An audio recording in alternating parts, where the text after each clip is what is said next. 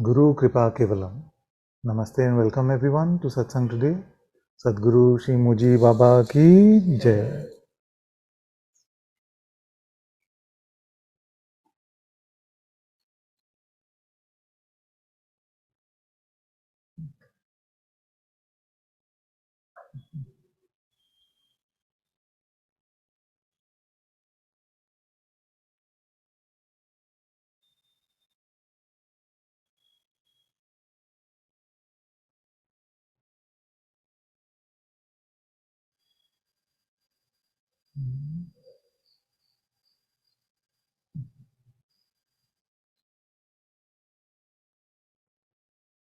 The without God version of this world is called suffering, is called hell.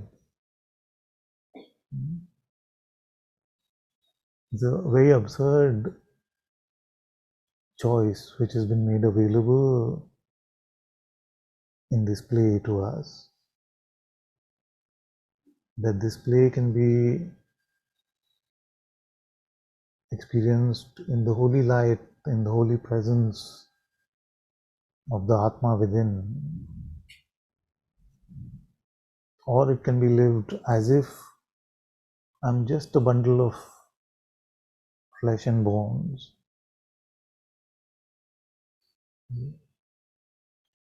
And strangely, what seems to have become the default mode, the automatic mode, seems to have become to take ourselves to be this limited body and to lead a life which is so full of the ups and downs, the ephemeral joy, and the seemingly constant suffering in the background, which comes naturally with the identification of myself as the ego. But there's another way to live, and that other way to live is the way of the heart.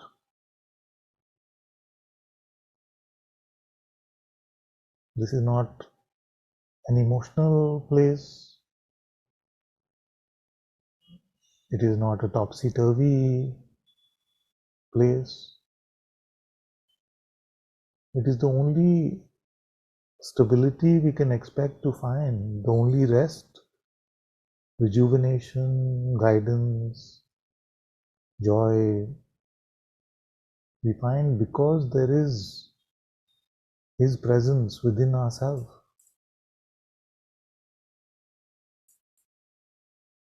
And this must be found independent of what culture you're from, what religion you follow, which brand of spirituality you like, what you have an aversion to. Independent of all of that, what is important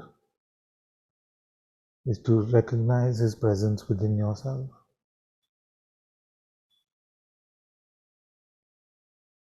Not only is it important, it is also urgent, because nothing else that we give urgency to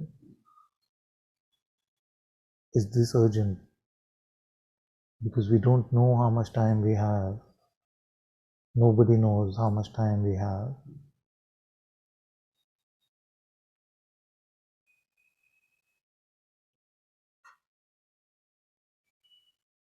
And we don't want to spend this entire life like a zombie, not meeting true life anyway.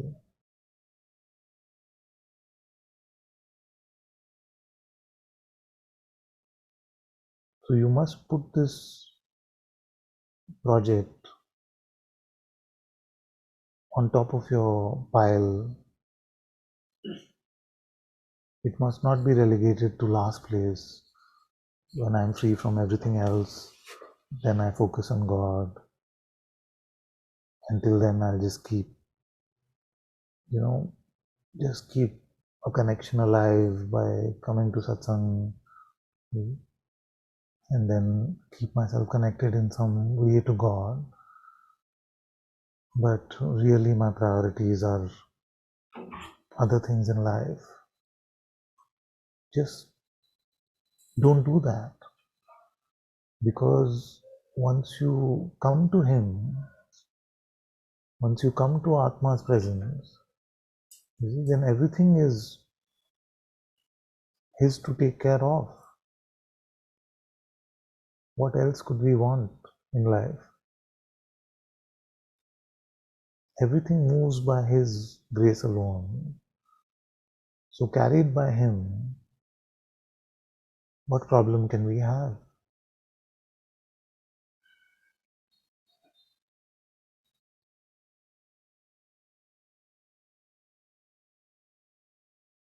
So we must truly be able to confirm that our life is now being led in His light, lived in His light.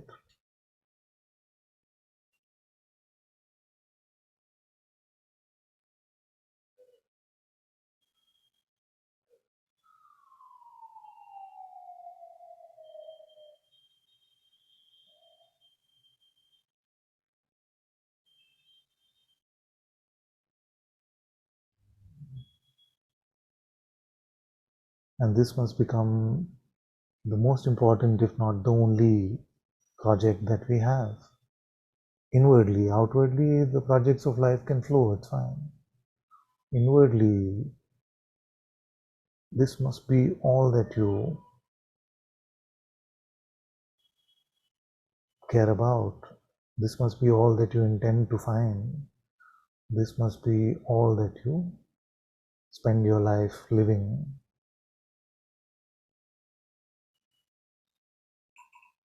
It's not a balance. It's not a compartmentalization, a categorization. It is a complete letting go of the false and to come to the truth of what really is.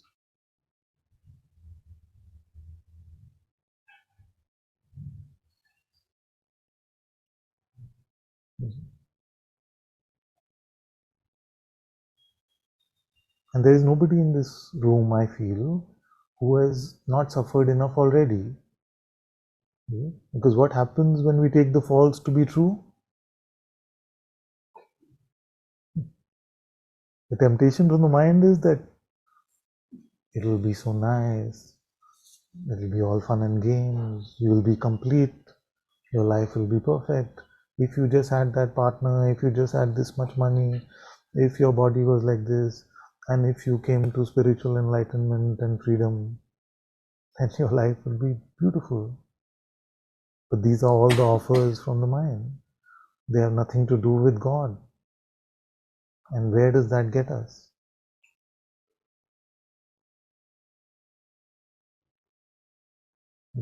So don't even come to satsang for your enlightenment, for your freedom. Come because you're yearning for God. Come because you want to find Him. You want to be with Him. And you want to be with those who long to be with Him like you. Make everything about Him, not about self-concern. We've managed in our convoluted spirituality to make even God about me.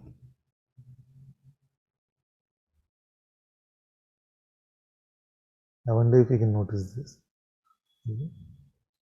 We managed to even make God about me.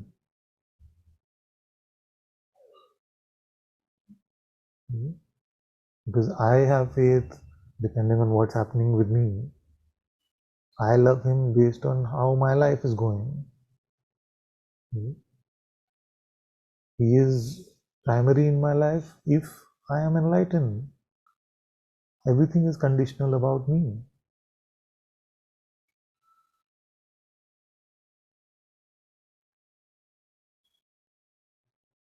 We must let go of this selfishness and come to true insight. What is real and how can it be known?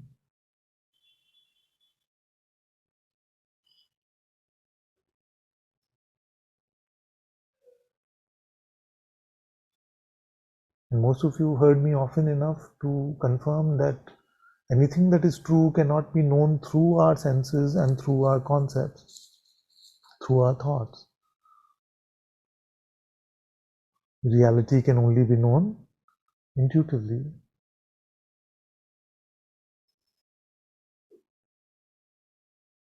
And is this intuition empty of guidance about how to live in this ephemeral play?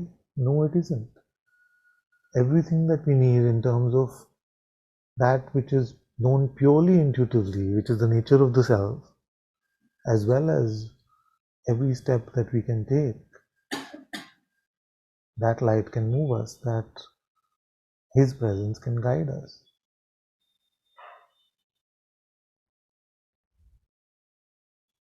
We don't need to turn anywhere else once we turn to God.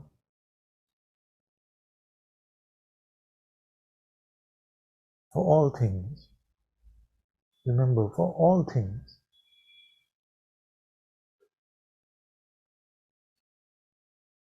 but not just for so-called spirituality.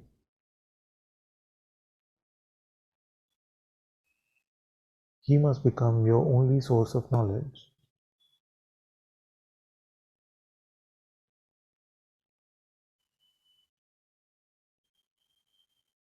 So what happens when we let go of relying on perception and concepts for knowledge?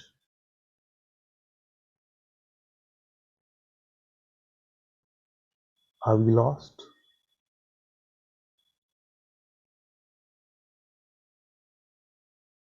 That is the mind's fear. It tells us that without me, you are lost. Without me, you are nobody. Without me, you cannot live. I played that scene from the movie Revolver, the other day, and this was the same scare tactics the mind was using.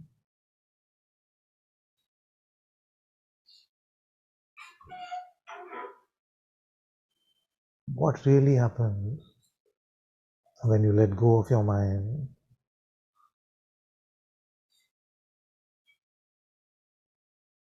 What can you say about yourself?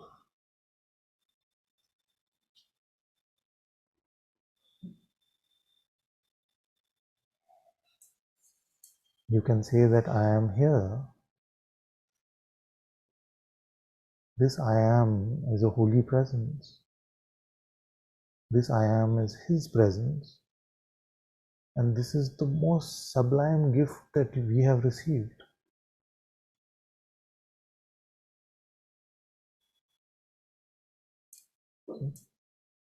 This I amness is God's presence.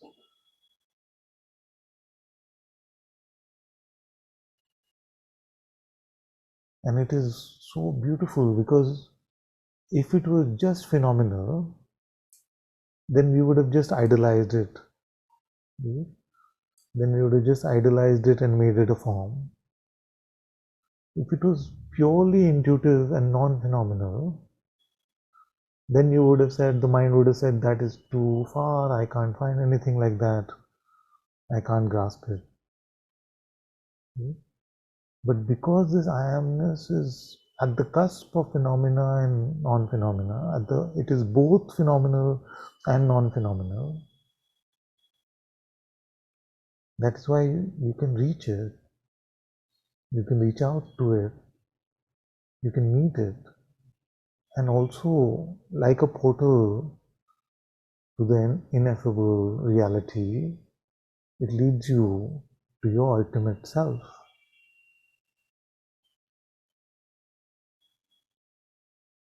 What greater gift, what can be more sublime than this?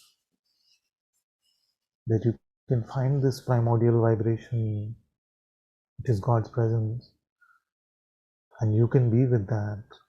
And when you are with that, it is that which carries you and carries your life. Not a single worry you can have. So it is quite literal that God's presence is here. Let's not make it poetic or metaphorical. I'm telling you something which is absolutely true, more true than the computer in front of you or the faces that you are seeing.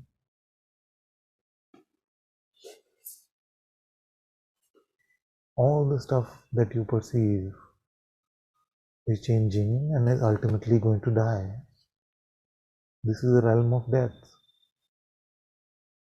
Nothing is so important here. All our attachments, everything is ultimately going to go away. But reality, God's presence, is the only eternal life, is the only eternal truth.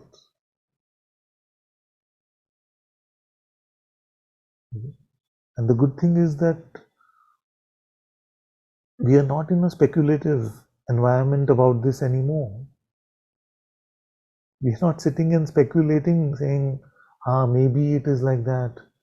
Maybe God can be found. It is said that God can be found. I am telling you that this is true.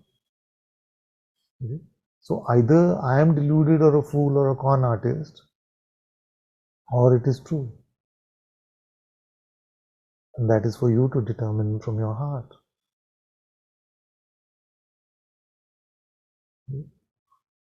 The truth of God's presence here is the one undeniable thing. All the rest, all the greatest stupidities and foolishness and errors and sins and everything may have happened from here. But I'm telling you that God's presence is fully palpable here and tangible here. Why am I telling you this? Because if it can happen for a foolish one like this one, it can definitely happen for such sincere, devoted seekers of God like yourself.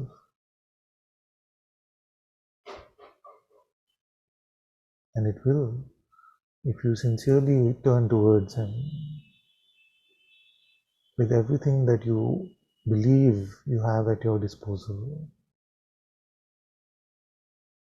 If you don't become smart but you become innocent, if you don't use tactics but you use integrity, with all your heart, if you call out to God to help you, there is no way that He will not.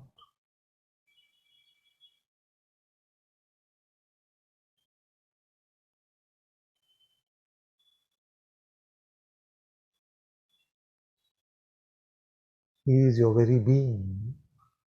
The only living light you have ever met is Him.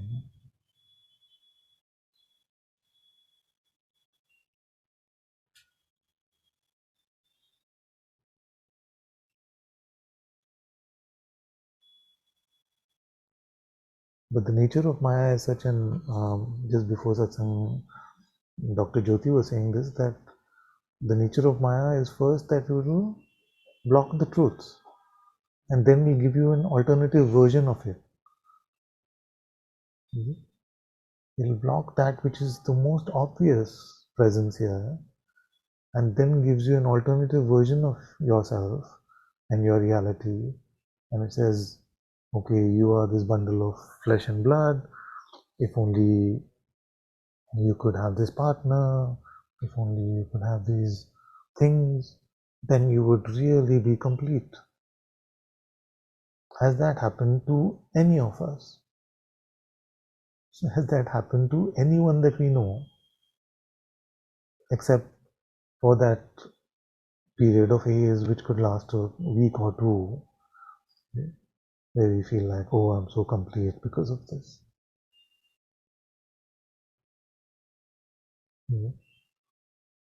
So, and what happens for most of us is that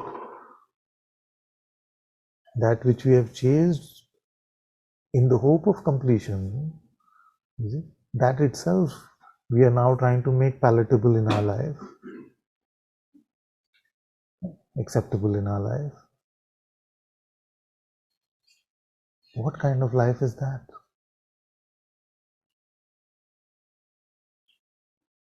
So we must turn away from this way of living, turn away from the way of the head. Actually, the other day I was just feeling that if I had to tell a child about this, what would I say? What is the primary pointing in satsang if I could encapsulate? How would I tell a child? And it came to me, and it still didn't sound very simple, so I'll try to find a simpler way even. But right now, provisionally, what I'm saying simply is keep your head empty, which means allow everything there to come and go. Head empty, heart full of as much love as you can muster for God.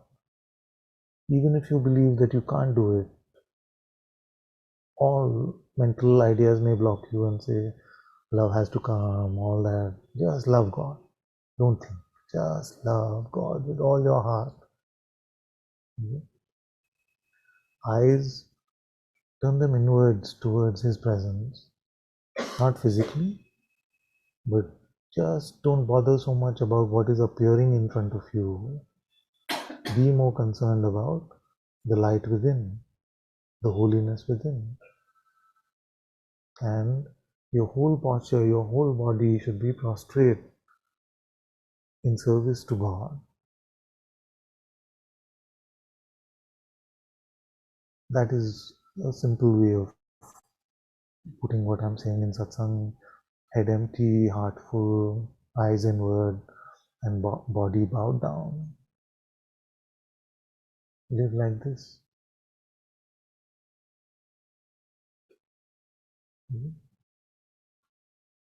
But how do we live? We live with a head full of knowledge. I know this is right, this is wrong. I'm I'm very sure about this and I can conclude this. So we know so much in our head. No, keep it empty. You don't know, I don't know. Our hearts are clouded by anger and resentment and hatred. There is the space to love God.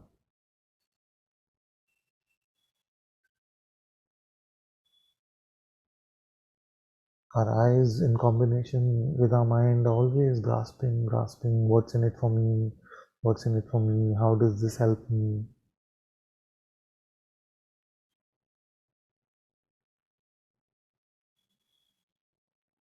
And servitude, forget about it. We want service from God instead of being in service to God.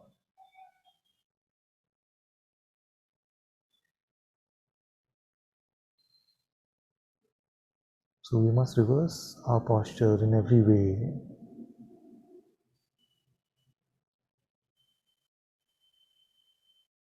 And then our life becomes a sacred life, a holy life, a worthy life to be a true temple of God.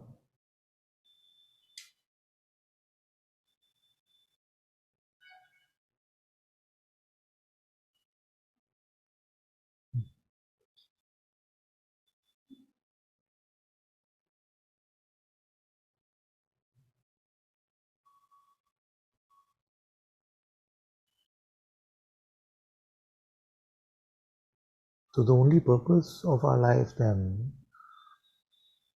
is to be a true temple of God.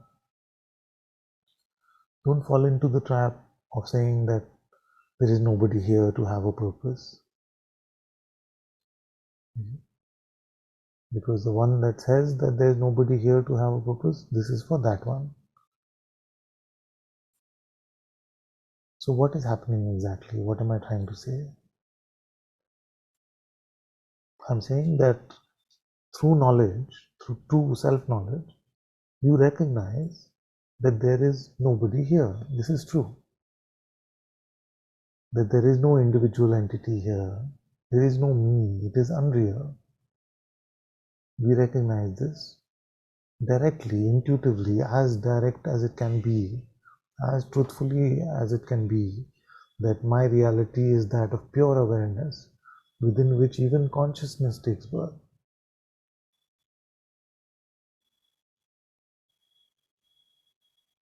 So this consciousness, this God presence, also appears within my birthing ground. I am the ultimate reality. This is true.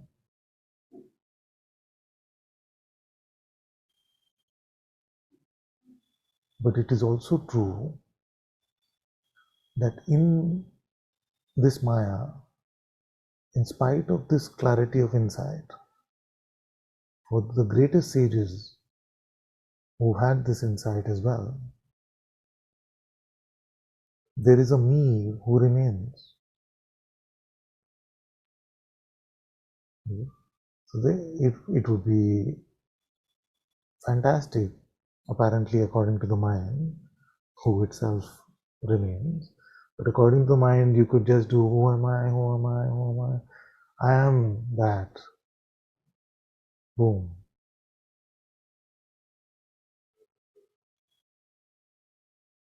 And that is true. But just as much it is true that there is a me who remains.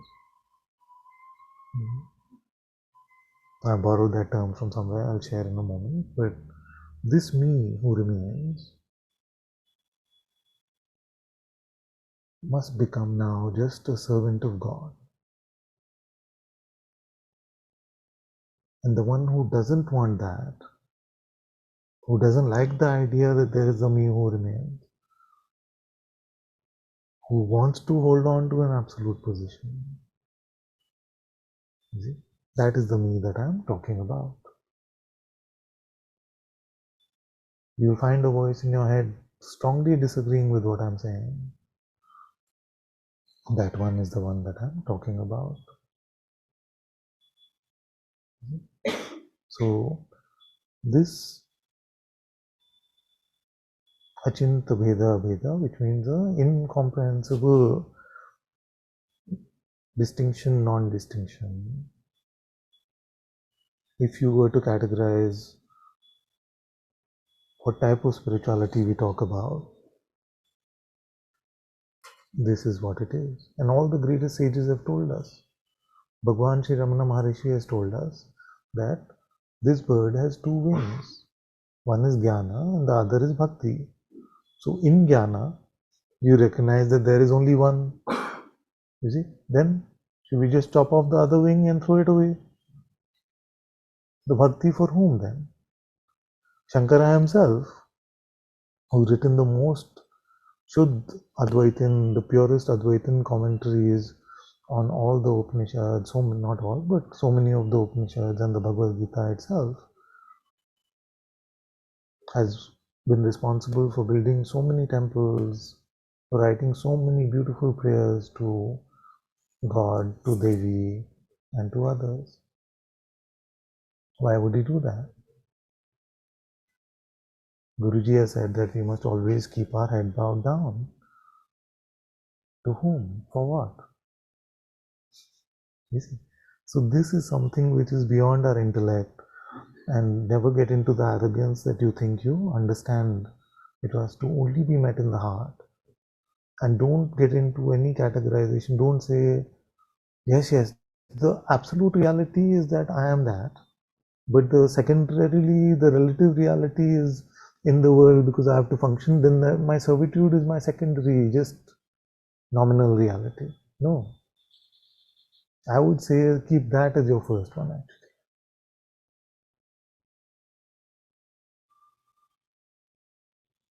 That'll keep our pride in check.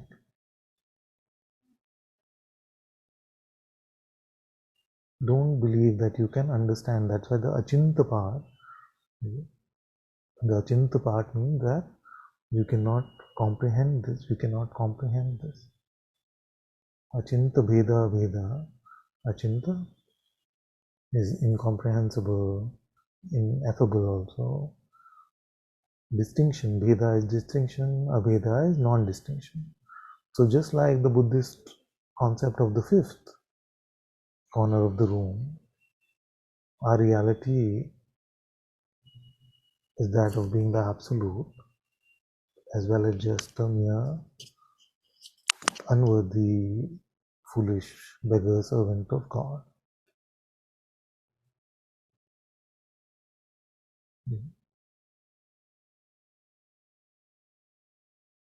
So if you look at jnana, it is intuitive insight. It is not, most people are even confused about jnana. They think it is just conceptual knowledge.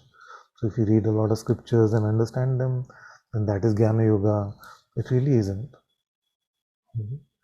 Jnana yoga is to find jnana, true knowledge, self-knowledge, through your intuitive insight, through the Sadguru presence within you. That is why the process of contemplation in Advaita Vedanta is to hear the pointers of the master and then to contemplate them in the no mind. How do you contemplate in the no mind? So when you ask the question, who am I, or was I born, or can I stop being, or am I aware now, use any of these questions. And if you're just going to sit and think about them, you see, then you will just get bookish, conceptual, learned answers. Then that is meaningless. The point is to carry the intention of the question, who am I? And stay in the no mind so that the answer is available to you intuitively.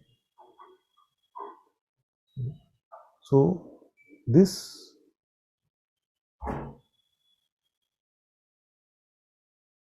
absolute reality, which is purely intuitive, because it is purely non-phenomenal, which is awareness, it's purely intuitive, isn't it? Yeah? Because there are no other means to grasp the non-phenomenal that we have. Perception is only for phenomena, thinking is only for concepts. So the absolute reality, being completely non-phenomenal, can be recognized only intuitively.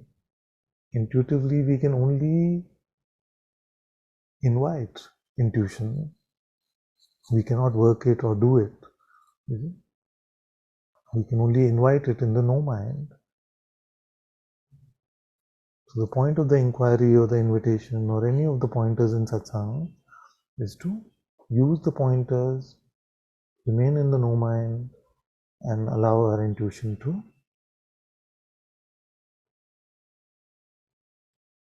bring us the recognition of the truth. When this intuition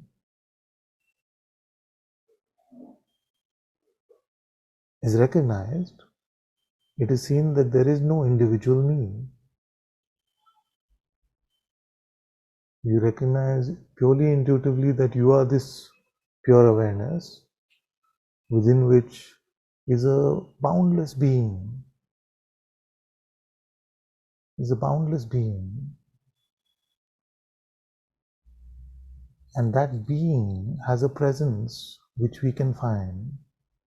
So if we are not able to remain in the no mind, we can do it the other way, which is to first turn to God, find His holy presence within ourselves.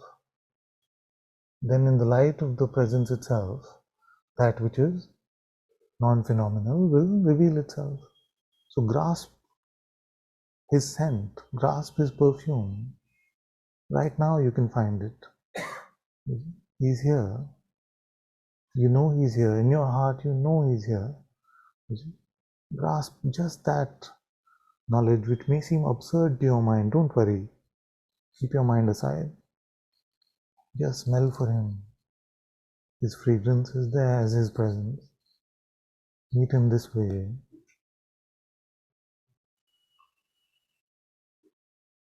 If even this seems too much, then find some love in your heart. Make it unconditional. Love without conditions. That will lead you to the presence. Remain with that love.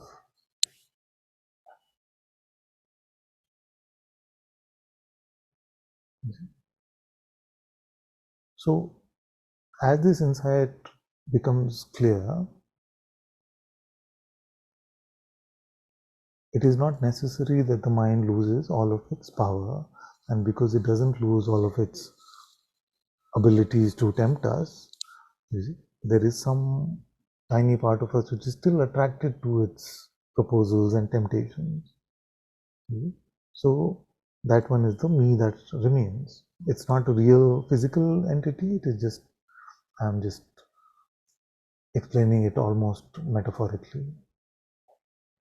So if we use love, our love for God as an anchor, and stay with that anchor. So just to put it simply, just love God. If you just love God, then you will find that the mind's temptations are not that attractive. Just love God.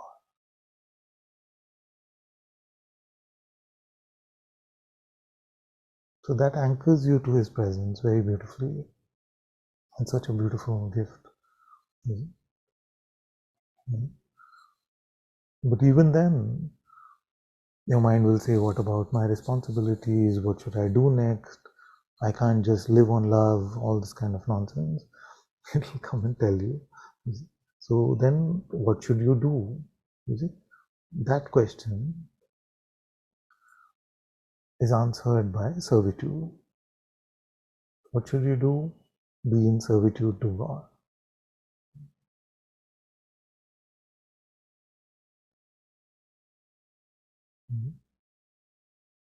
And even this is very powerful, because how to be in service to God?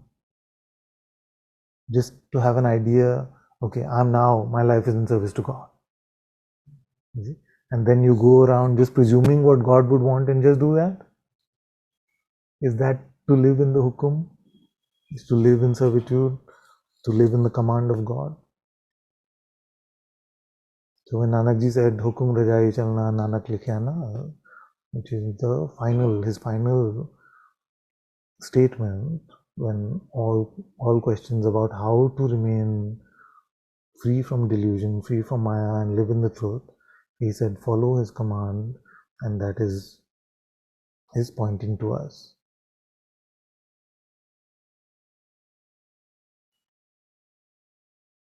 And this is in all cultures, whether you look at Hanuman. Why is Hanuman so revered? Hanumanji is so revered because he was completely available, empty of himself, and made his life completely available for whatever Ram wanted him to do. So Ram said, jump over this ocean and send a message to Sita. He didn't say how, when, why, nothing. He just jumped. He said, go from Lanka, go to the north of India and pick up this mountain and bring it to me, or find a Ayurvedic medicine for my brother and bring it to me. Hanumanji couldn't figure out which one was which, so he got the whole mountain and came.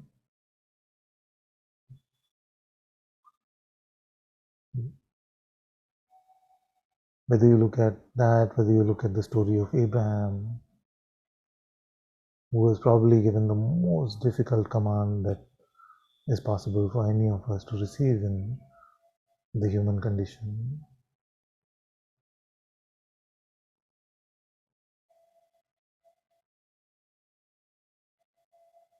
If you look at Islam, if you look at Sikhism, all of their core constructs are around following the will of God.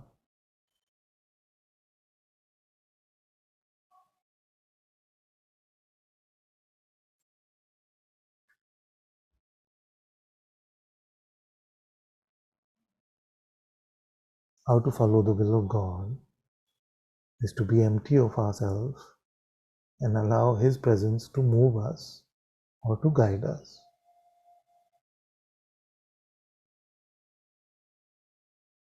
Initially, it may seem like that guider's part is a bit abstract, you can't seem to, he doesn't seem to answer you, it may seem like that. But then remain empty and allow him to move you.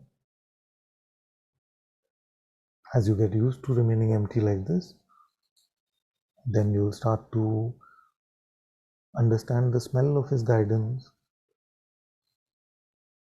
more and more.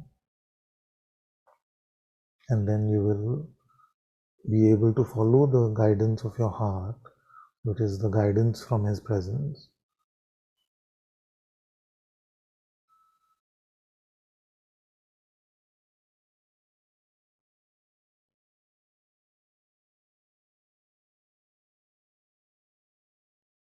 And to be a true servant of God, we must have deep faith. Otherwise, it is not possible to serve that which somewhere we feel like is still, I don't know if it is true or not. No, I'm building that. Yes, thank you. So, if you still have a doubt, you see, all this talk of God is fine, but when push comes to shove, and if I had to bet my whole life on his reality, maybe I'll hedge a bit and say maybe, could be. You see, and we live like that. Our life is representative of that, including mine. It is representative of that we don't really live as if God is real. We don't live like God is here.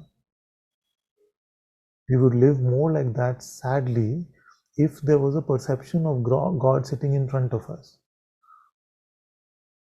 So if he came in the form of Krishna, Ram, Jesus, and he sat in front of us on the couch, we would sit at his feet and then follow his command, because we still value that which is perceived more than that which we value, that which we have an insight about.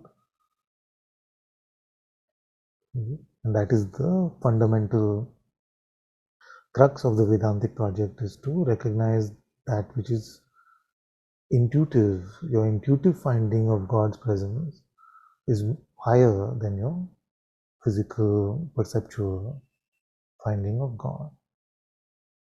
So faith is to rely on your intuitive insight more than what your senses, perception and mind is telling you. Faith is not blind belief. It has nothing to do with belief. It is to be deeply intuitive every step of the way. Is to bet your life on it.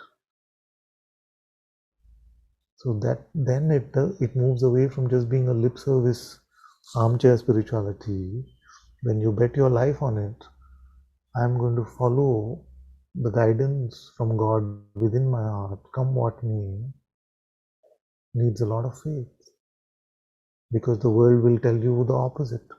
The world will show you the opposite.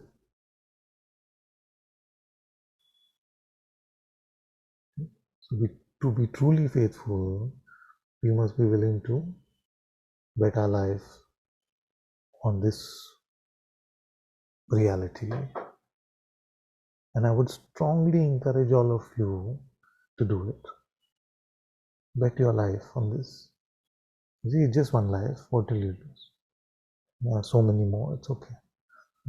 Just this one life, you bet on him fully.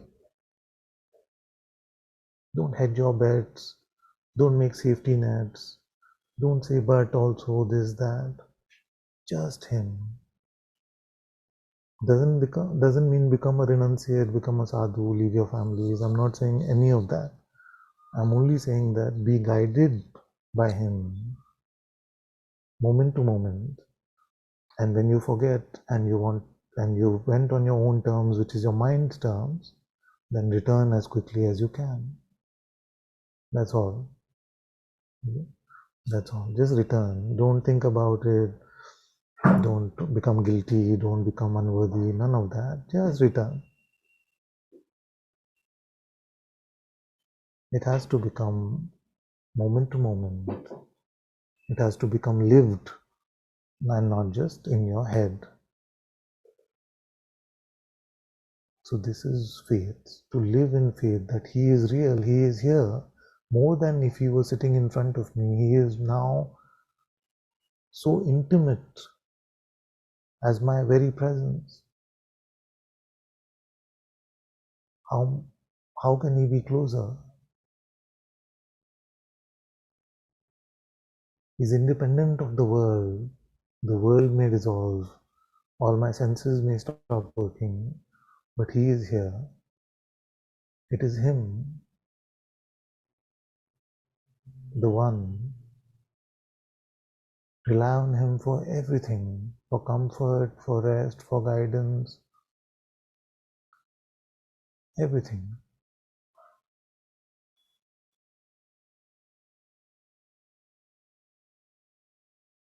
So faith is very important.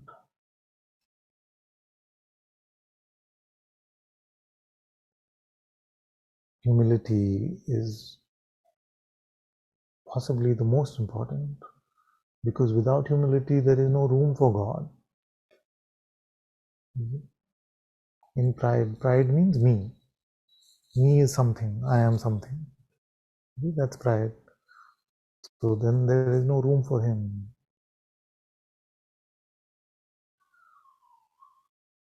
Humility, and never become proud of your humility. There's so many tricks of the mind. Just be simple, simple, simple. Don't need to be seen, don't need to be special, don't need to be recognized, don't need to be wise, don't need to be anything at all.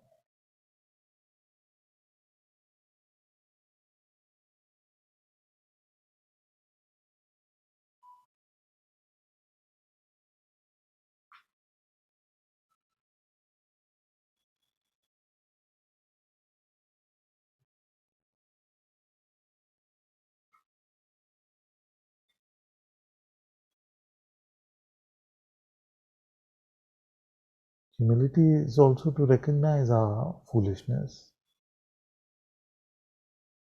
When God is real, how am I living? My stupidity astounds me more and more every day.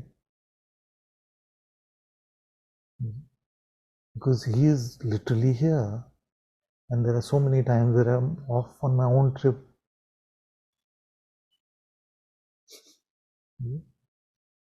Is the stupidest thing. It's like Krishna is living in my living room, and I'm just running about in my house, doing some other things, pretending it is important. And remember that all that I'm saying is about our internal attitude, not externally.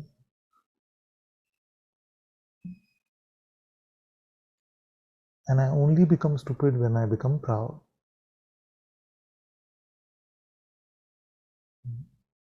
When I think I know. I think I know. This doesn't need God, I know. I know what to do. I can fix this, I can do this. Why? God is here. He can move you. He can move me.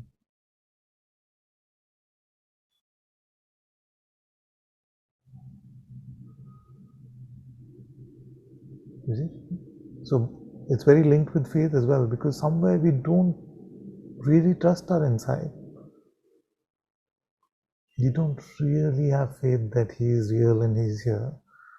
Because if we had that full faith, we just hand over, isn't it?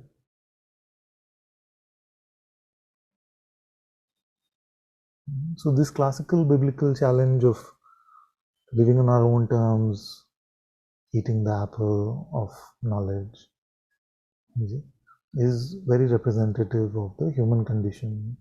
It is true for all of us. And because it is true for all of us, we must never become proud.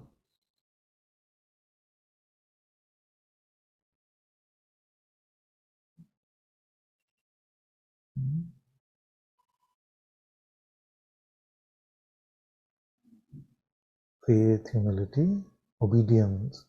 Most of us hate that word, obedience. I came for freedom. You're saying be obedient to God? What kind of freedom is that? Is it? And there are unfortunate brands of so-called spirituality which became popular based on this kind of false spirituality, which is that being free means you're free to do whatever your mind wants. There is nothing that the mind wants more than freedom like that. I want to be free to do whatever I want. Isn't that our idea of freedom? You see? There's only one problem. Most of us don't recognize that our life is in servitude either way. Okay? It is in servitude either way. The sooner we recognize it, the better it is, because then at least we pick the right master. Do you want to be in a mental slavery, a mental oppression? And most of us know what that looks like. I remember what that looks like.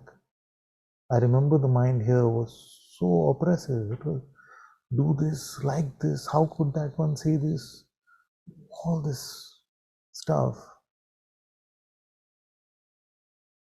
You see, and to give that voice free rein is freedom? No. It is the height of being in a mental prison.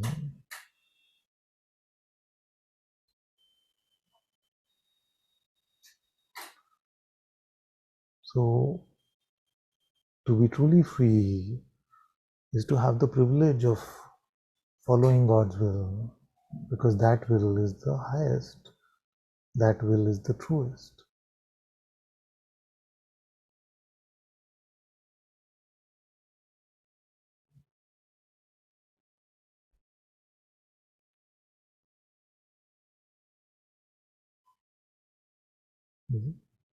This part may not sound good,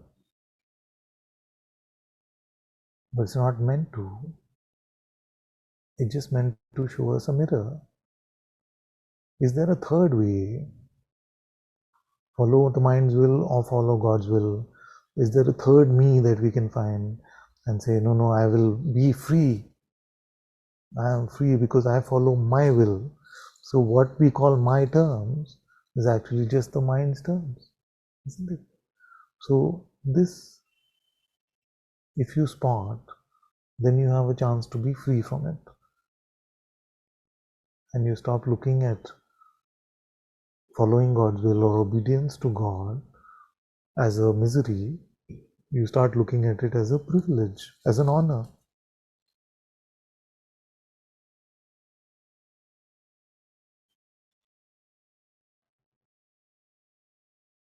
His will is grace. His will is peace. His will is joy. The mind's ways, selfish, prideful, full of guilt and resentment, full of suffering.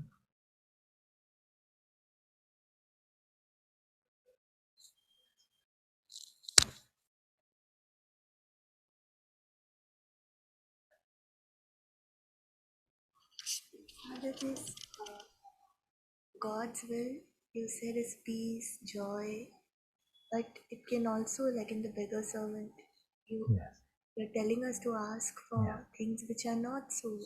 Yes, but I also said that actually that is peace and that is joy. Initially, when it is burning our pride, initially when it is burning our pride, that's me, the world, call me mad, may my children, let my children spit on me. All of these things may seem like they're burning. You see, but what are they burning? Once you're free from that burden of pride, let all this happen in the world. But may I never forget my true position as your servant.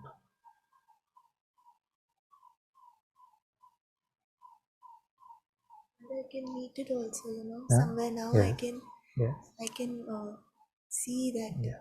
if I'm living in the presence, it's That which seems so difficult at times. Firstly, it's good that it's feeling difficult because there may be some who just read it and they're like, nah, it's fine. You see? So that means that we're not yet meeting it. You see, where we just sort of blocked it out, or we just feel like, oh, it's another poem. I've read so many. I've read, Wordsworth, and I've read all of this stuff. So it becomes just conceptual like that. Then, when you really meet it and you say, okay, this is literal, then it can sound stupid, it can sound irritating, it can sound like, oh, my master had a mental breakdown, it can sound like all of these things. In fact, to some that I sent it to on WhatsApp who were not coming to Satsang, they really were concerned, saying, are you all right? I said, why? Is something bothering you? I said, I'm so happy. I'm so happy that that I'm recognizing that I am that, and also that I am a servant. And as a servant, I don't have rights. I have one job, which is to follow His will. Father, in the world, anything can happen uh, according to our ideas of good and bad. Yes. Even when we are in God's will. Like I always take your life as an example, because whatever you've told me from your life, Yeah. uh, then then it's easy for me to see that it's not always rosy, Yes. Yes. even but you never like crib about it, Yeah. or you never you know ever say anything negatively about it. So Yeah. Because what will happen for most of you, all of you, hopefully, is that when you found the greatest treasure, you found the greatest treasure and it is with you palpably, then you don't bother about some small change here and there. So it's not something so special about me. It's just like if you were to find the greatest treasure, even you would not bother about. So, so that is my job, to lead you to that, discovery, so that these ups and downs of life don't bother us so much, because we are so stable in our heart because of who we found here, who you found here. But all these things will happen. Maya will still be Maya. You see, many have this idea that freedom or enlightenment just means that life becomes ta-da.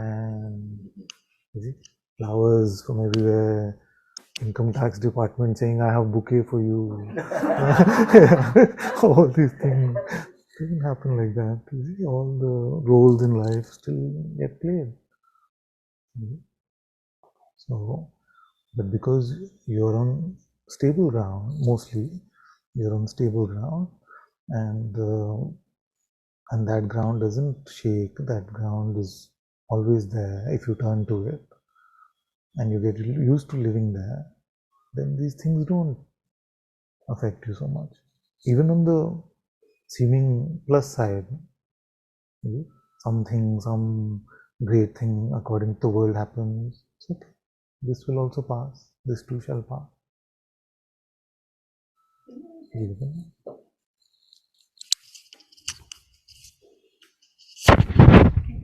explain more about the difference between pleasure and joy.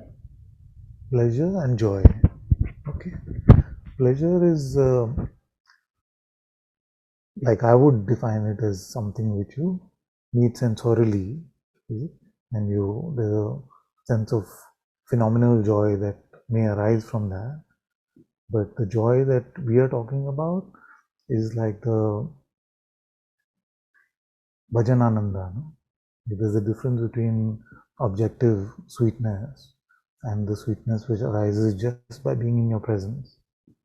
So when you're in the presence of God, There's a certain joy, there's a certain beauty, there's a certain peace, which is a different texture, a different feel than just joy because you saw a nice movie or joy because you tasted a nice sweet or something like that.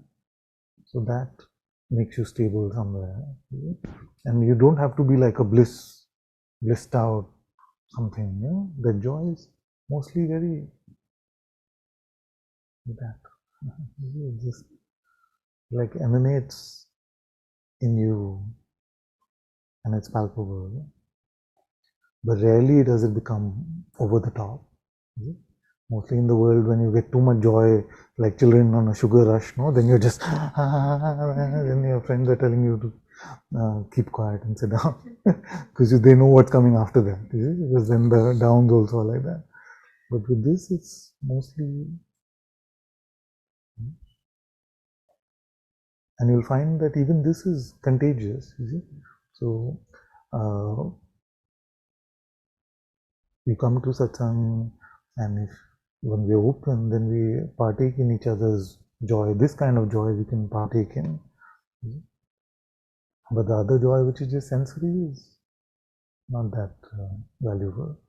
So I would call that pleasure just from the world and worldly things.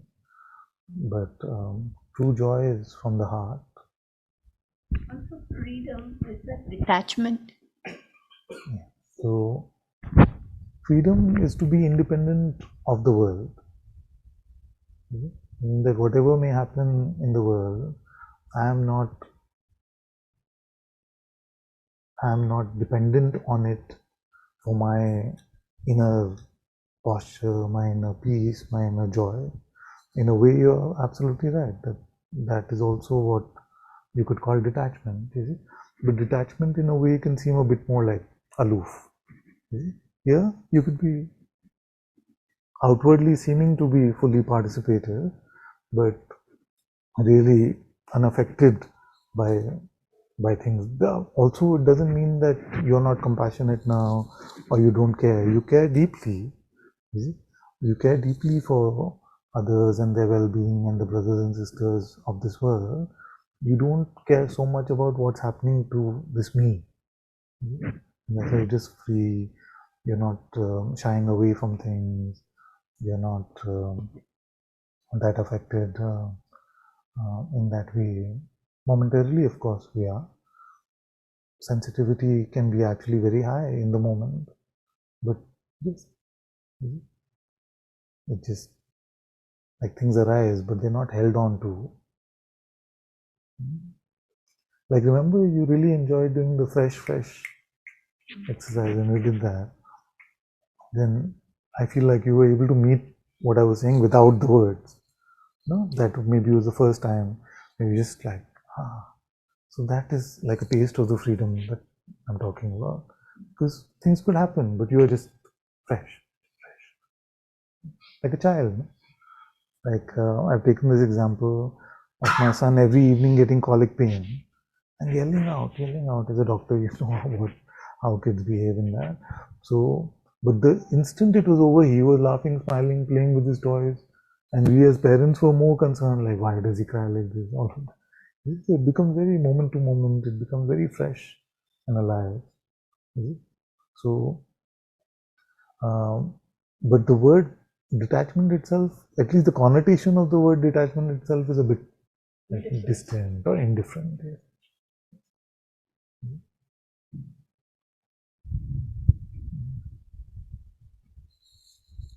Okay, Divan can come.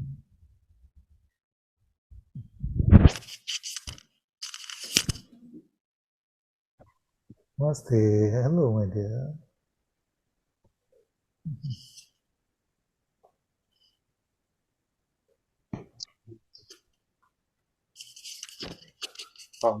Master, you know, I feel like you've allowed me to be able to differentiate between like what is right and what is true, it's, because the mind is very clever, Yeah.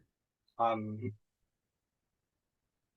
like I really like when I don't understand when Jesus was telling me that, that the spirit of truth. Hearing you so well. Even when you, I'm sorry. Yes. Can you? Can you hear me now? Yes. Yes. Um, so I now understand what Jesus was telling me about when he was speaking of the spirit of truth, because like it cannot be conceptually understood, no matter how clever you are, like even if you have a clever intellect, like you can only see it in this place, this emptiness, in the place of the spirit that you speak of. And it's like I'm just very grateful. I feel like it's not even my work. It's like the Father already like the sense of like my human existence as all the points and every experience and every like it's like the immensity of God. And when when I listen to you and I just feel how fortunate I am to actually be able to see what you're speaking of and to see this thing where like on one end you actually feel like um because there was one time I was struggling because a little bit like when you like point to like this place beyond presence, like beyond existence, because this is like a place where like there's no like words and where like every movement is seen, like even his body speaking, everything. He just knows he knows even like when you say he knows every breath and every heartbeat. Yes. And the Yes. feeling that is not like a localized sort of thing. It's like nobody can take ownership of it. It's like in this is like this doesn't really seem like the reality of this realm is like it's it's not like it doesn't have I don't know how to explain it, but it's not in the same way. And I feel very grateful because through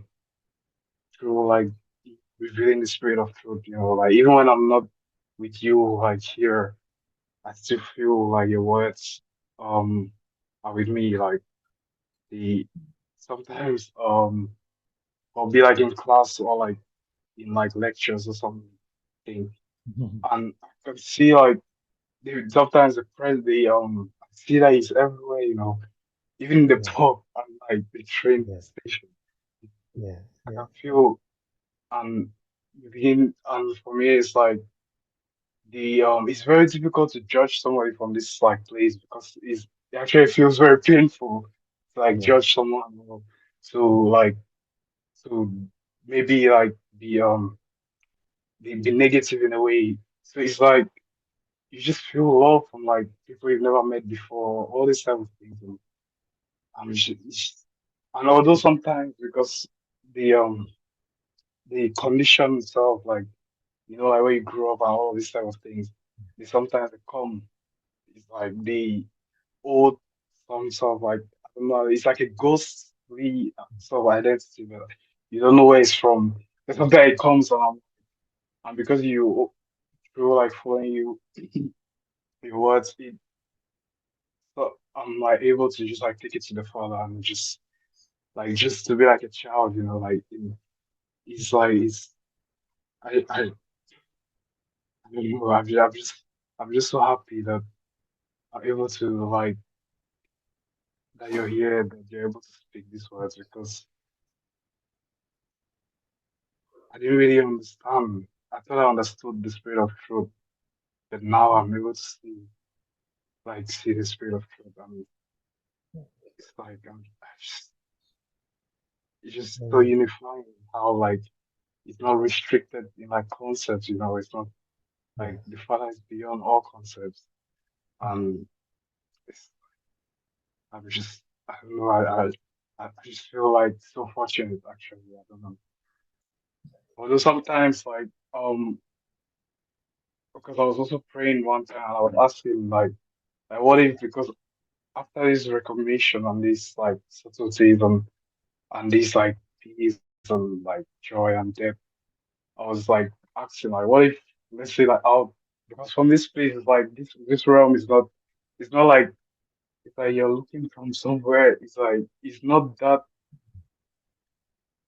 it's not that you're cynical about it or like dismissive, but it's like it's not just the only context. It's not the only reality, you know. Yeah. And it's like you actually feel when you see things like arrogance, they become like childish in a way, and all of these things compared to like the immensity of like Supreme. And I I don't know, I just feel like every time and every day, fuck, I just hear your words inside, and they're just I don't know. I'm Yeah, just thank you, thank you, thank so good, so good, so good. you. And it really touches my heart every time you speak, because each word you say has the fragrance of someone who is meeting with full heart what is being pointed to in satsang and with an integrity. So very, very beautiful, my child, and I'm so happy to hear you every time. And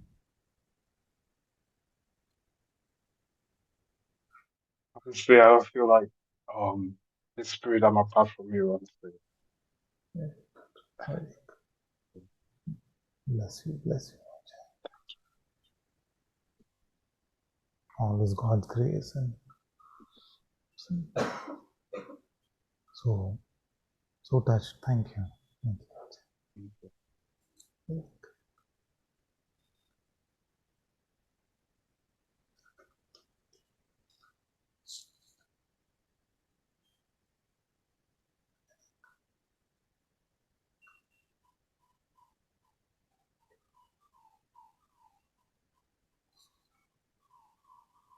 May His grace always bless you.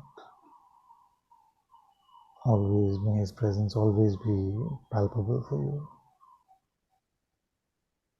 Bless you.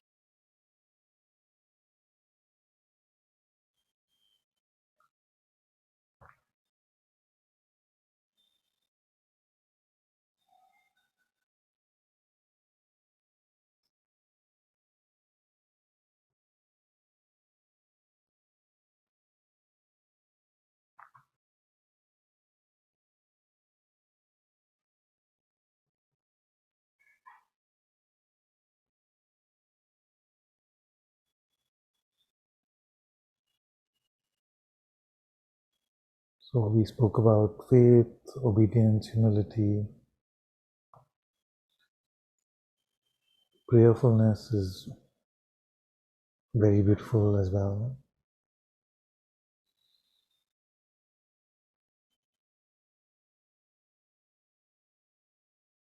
Again, we may have some mental barriers to prayer. We may feel one of two things. One is that if there's only one, then who should pray to whom? And again, the answer is that this one needs to pray. The one who has the conclusion about oneness needs to pray. And the second could be that I don't want to go to God with something specific. I want to pray only very broadly, which is very beautiful also, that you can pray for all your brothers and sisters and for the world to be peaceful. That's very nice. But if you are going to restrict your prayer to this and then spend a lot of time worrying about other things which are specific, yeah, I will not pray for specific thing because I'm bigger than that. But you spend a lot of time just worrying about things and how things will turn out and what's going to happen and things like that. Then it's better that you bring those into your prayer instead of worry. Just pray, surrender it to God specifically. If there is no worry, if there is no concern, then no, nothing to worry at all. But just make sure that you're not hiding behind some mental compartment. Also in prayer, like Divan was saying, that he knows every heartbeat we've ever had. Every breath we've ever taken, he knows. So it is not that he hears us only during the time we make the prayer. He's our very presence. There is nothing, no one who knows us better than him. Our mind does not know us better than him. So nothing is hidden from him. So prayer must be just as sincere as possible. Like many times we become very Shakespearean when we pray. We become very loud when we pray. And on the other hand, sometimes we may become too frivolous or casual when we pray as well. But just sincerely, like we have this privilege of communicating and hopefully coming into communion with the highest being, the only being, the light of all the universes. These are literal things. He is the light of this universe. Without him, there is nothing. He is that in which nothing and something both are born. And we can commune with him. So we must not get into a mental pretense either way of losing integrity completely and becoming dramatic, or just making it unrealistic by sounding too casual when we are talking to the creator, the preserver, and the rejuvenator of this universe. Both are filled with some lack of faith. Instead, like he's hearing these words and in fact speaking these words, then with that sincerity, just offer everything up to him. Even if it is about a specific outcome, if you're going to worry for it and ask for it from your mind and find ways to get that on your own terms later, then it's better you don't do that and just be honest in your prayer.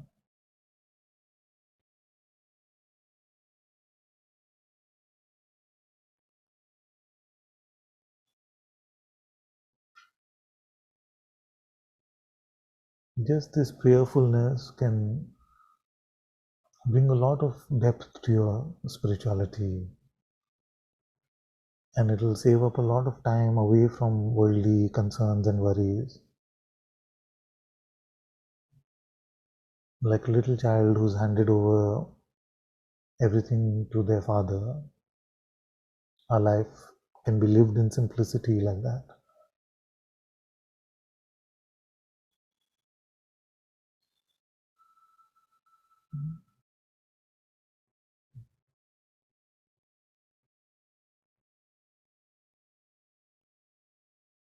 All of these things are the makeup of a bhakta, and you don't have to worry because I'm explaining so much. Just whatever your heart resonates with, whichever way you feel guided, the rest will come along with that. You don't have to say 15 minutes humility, 15 minutes prayer, 15 minutes faith, 15 minutes obedience. You don't have to categorize things like that.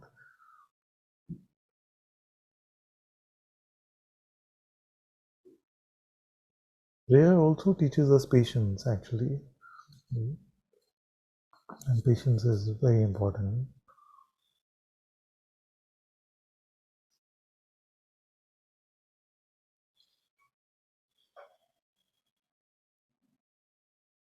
Gratitude is very important. All these things will come naturally as you. I'm just giving you the texture of the way of the heart, and in a way, it is a project we have to work at, and in another way, we just have to surrender and hand it over to God.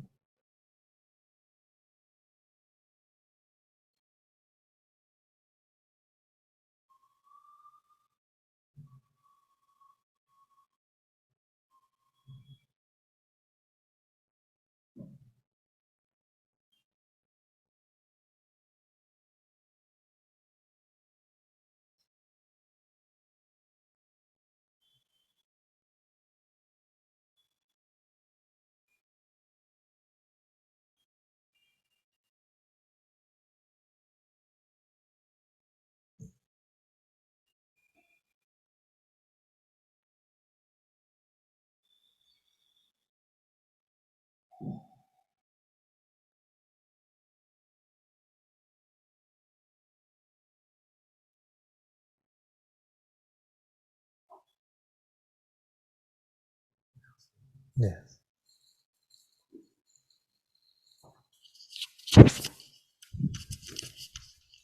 Like when you're talking about detachment and what was the other one?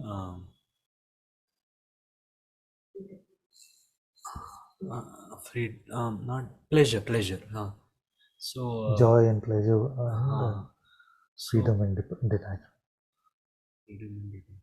I'm mixing up them somewhere, but So, detachment and pleasure. Okay.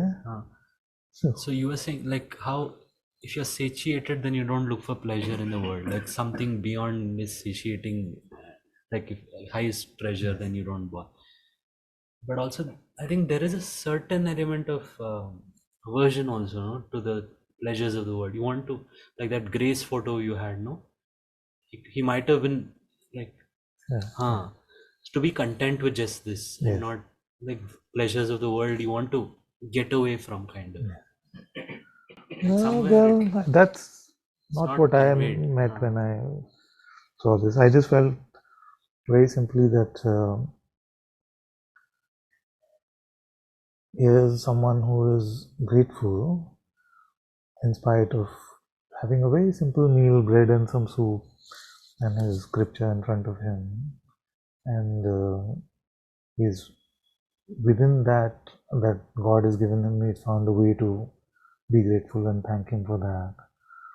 What if our life could become like that, where we're not clamoring for more and more and more, but we're just actually grateful for the fact that He's giving us our next heartbeat, our next breath, our our dinner tonight. We don't have to struggle. So it's I felt it's a great reminder for myself to be reminded in this way that it's so important to be able to find gratitude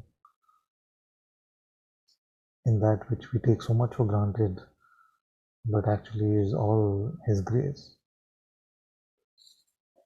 That's what I meant. I didn't see it in some way as an aversion to the world, but meet it how you meet it, because God uses all these tools in some way. So if you feel like this is a reminder that not to get caught up in some worldly troubling type stuff, that's good too. See, for a while it will seem like when I asked some of you to give up smoking, you see, it wasn't all easy initially. Initially, you can feel like there are withdrawal symptoms, it tempts you, you want to this thing, but now how do you feel? You feel like, at least I hope you feel like your lungs are being preserved and you see, your body is better because of not attacking it with this stuff. So yes, so initially it may seem like you draw some boundaries, you see, like you were resisting coming to Thiru because you were like, but all of you are so too sattvic for me, I can't go, no? Something like this. So, but when you came, you were fine, no? You had fun. So you can get used to having fun in sattva. That is the difference between joy and pleasure also in a way. The joy is just inherent in sattva somewhere, not that.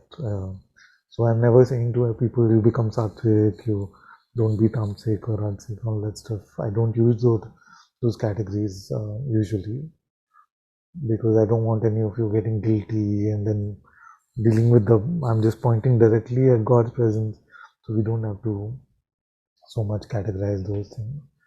But so the joy which is just natural in God's presence is unmatched on earth. There is nothing here that you can taste which will match this. There's nothing here that you can, the highest pleasure that we can imagine, whatever things we may feel like are the best sources of joy, cannot beat a moment of this primordial taste.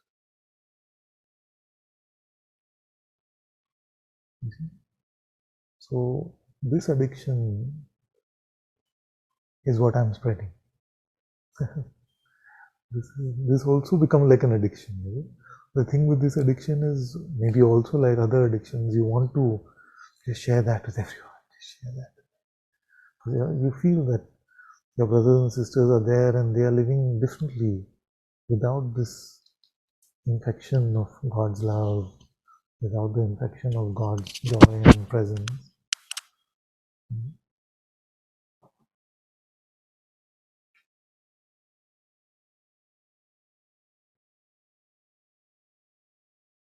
But it's true that initially it can seem like there are withdrawal symptoms from the world, the withdrawal symptoms from the Leela, and the mind will keep saying this, but what about this, but what about that?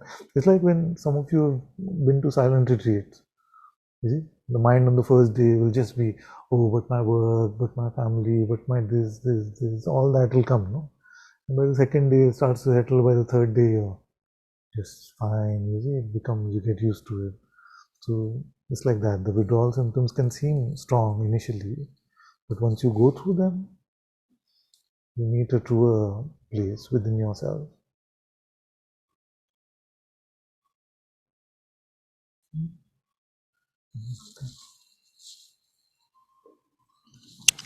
Then we go to Etienne after that, okay? Good. So, because we're talking exactly what I've been feeling here, and after going back from here and after the retreat, Mira, it was as if the beggar servant prayer was really met very deeply. But I don't know if it felt like a complete catapult, because I was just, every line in that prayer felt like it just showed up in situations and things as pride, like it. And obviously there was this play of guilt and failure, that you've not met it because it's so potently as pride showing up, like, with every line, Father, that whether it was you let your children spit on your face, whether it's like every line. Yes.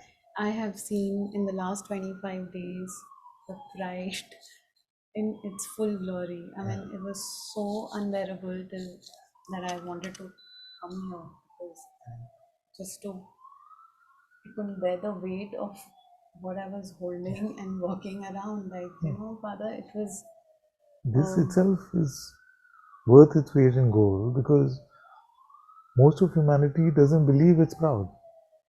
Like most of us didn't believe we are proud. We just feel like, no, I'm not proud. I just have self-respect. That's everybody's favorite line. Then nobody in the world is proud, actually. You see, pride is a word for alien, because nobody is proud. So this is the ability to deny that we have, no? Because we can't really see.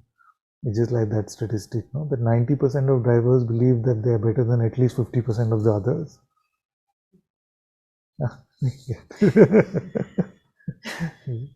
Everybody believes that they drive better than everybody else. Yeah.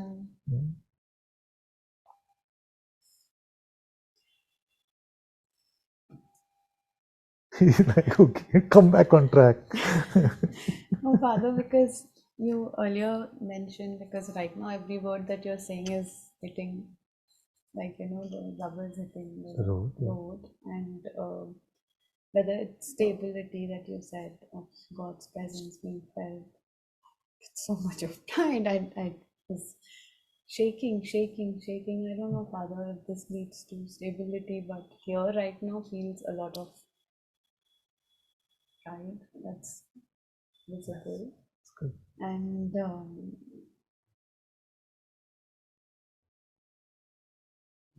maybe I don't know, Father, if I'm really relating everything that you're saying, because it doesn't feel right now at the moment. Yeah. If I can meet just a small fraction of what I'm saying, then I'll be happy. So don't feel that 100% or something. Just, if it is burning, it is good. My worry is only when you become, like I was saying in Satsang that day, when you become too comfortable or too uncomfortable, then the mind is doing something. My job is to cook you just right in the middle. Father, So when you become too uncomfortable, I'll reassure you and say, don't worry, I'll take care of you, all is fine. When you become too comfortable, then I'm like, what are you doing? Where is the boundary of your faith? Are you a beggar servant? All these. Father, there's also maybe there's lack of discernment, or I don't know why I'm asking you here. You can't discern whether there's lack of discernment. I can't discern, but I can. He's not enjoying my jokes today.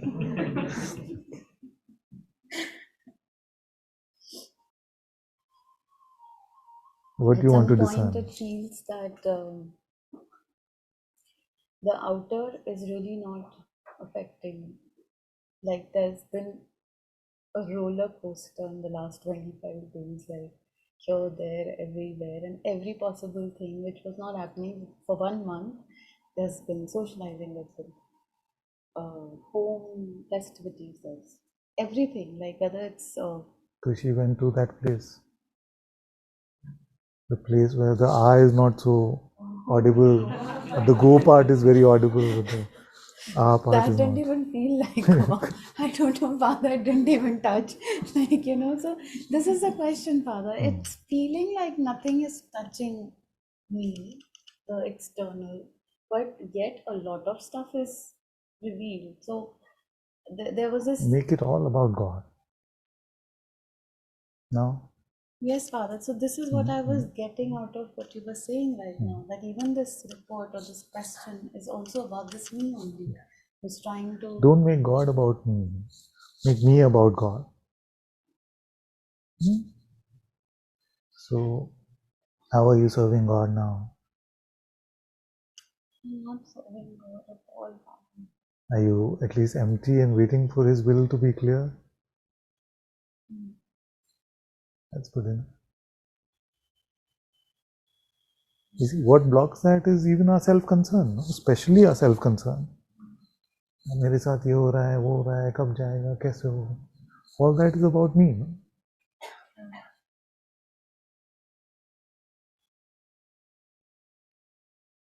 But isn't that showing up and you being able Make to it about God. Now start again.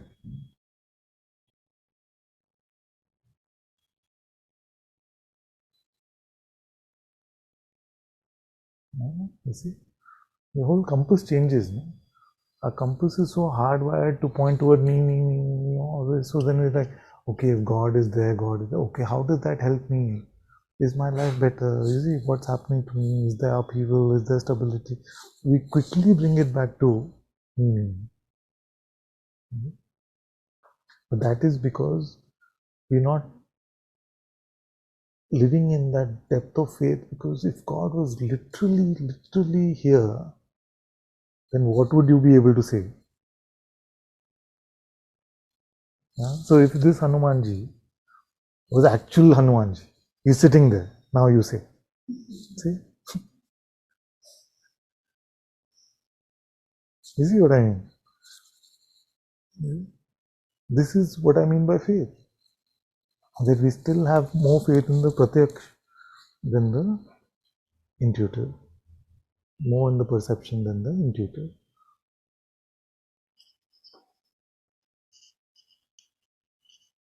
How are we not in awe?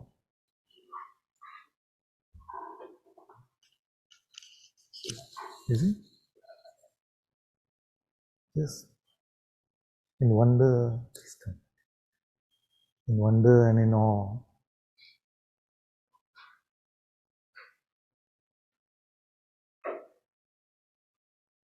I mean, something gets in the way of our faith in our own intuitive insight.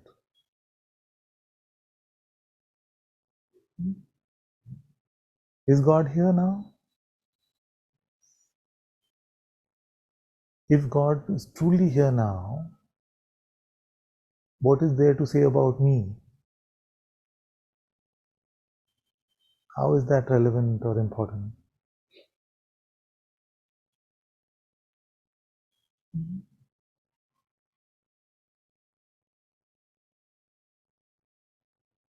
The mind is the me machine, because it cannot fathom God.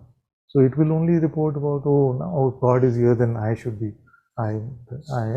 Then again it will say, I. But what is your heart saying? That's why I'm saying, build your permanent home in the presence of the Sadguru within, in the Atma Jyoti within. It is literally a light which is beyond perception. But when you learn to rely on your intuition,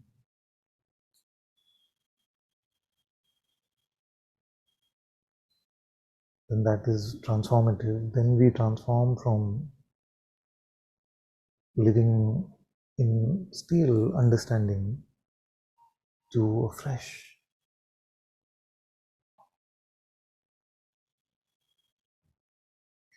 So many of our brothers and sisters, they enjoy living in stale understanding. It's even a badge of honor.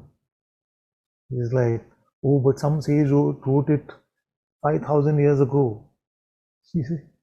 Oh, so you're living in that stale knowledge. Is fresh God not here now? I'm not putting it down. I'm just saying that we get stuck in pride about nonsensical things. But tell me about your insight, your Atma Darshan in this moment. Wouldn't that be much more exciting to hear?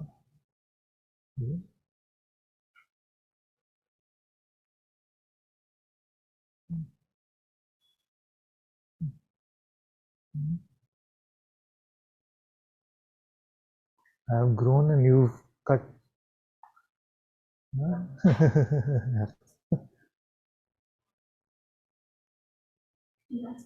Yeah.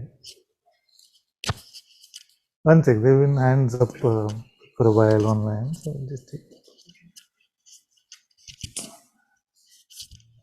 Go to Etienne.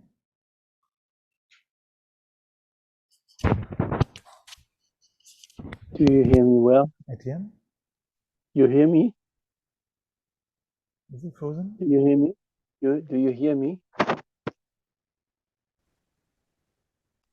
Yes, Do yes, you my hear dear, me? we could hear. You hear me now? I felt, yes, yes, I hear you now. Actually, it was my connection, and Okay. I felt like Oh, you were frozen. Yeah. okay. You were frozen too at the moment. So yes, thank you. Thank you so much. I wanted to. I'm so happy you talk about all these things today. Everything you say is so precious, and about prayer. For me, it's like I'm. Yeah, I feel you are introducing us to ourselves, to the inmost, in such a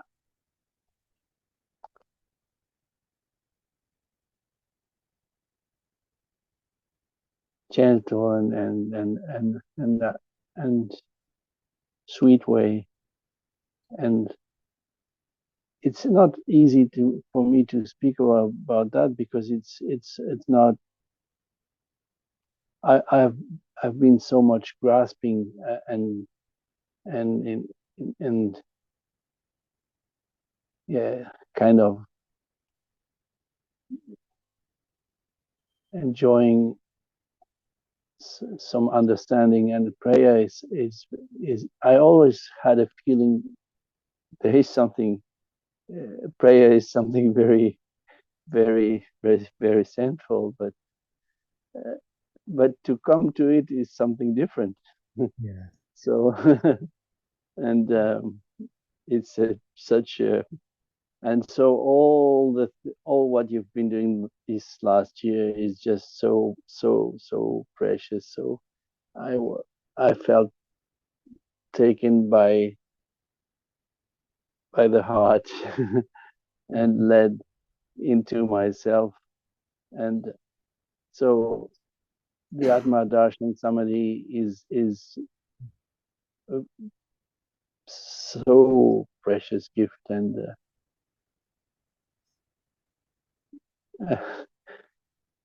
I had directly full trust in it, but Very good. Very but still it takes time good. Yeah. to experience and to go into it really. And so I just I the intuition knows from the very beginning it is the way, and praying is not a thing. Praying is just reuniting in the at the core. And when you say God's presence is here, it is true.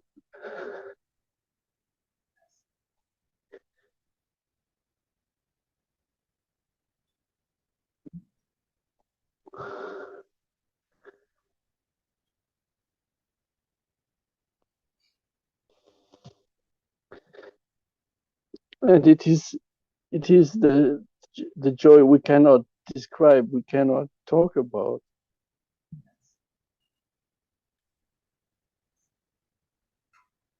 This is the sweetness that cannot be too sweet, and it's discovering we are the healing we are looking for. Yes. But as Guruji says, for this commitment, for this looking, it's the same. I mean, it's just the same. It's just finding what we are,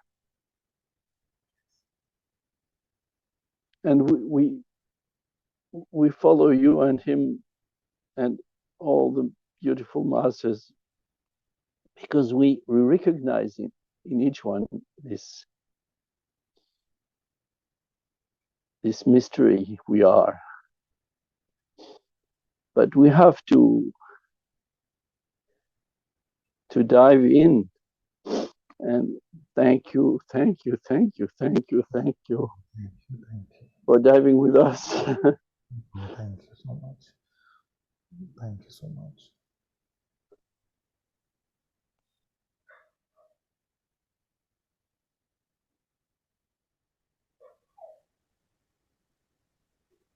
It's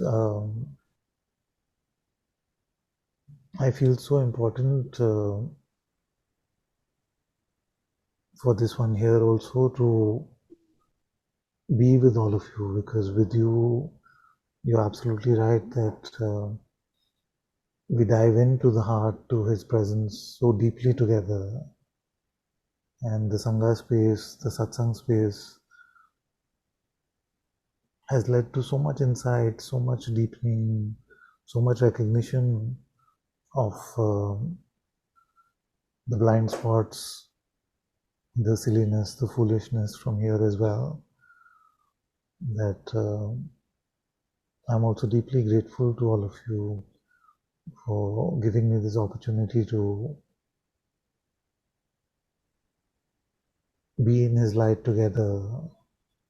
And there is something about the togetherness of it, to be with him together, which makes it so sweet and joyful. So my full gratitude for you and all of you for helping me along this path, along this journey as well. And more, there is recognition here that everything that is good that flows through here is just his sheer grace, it's his sheer blessing.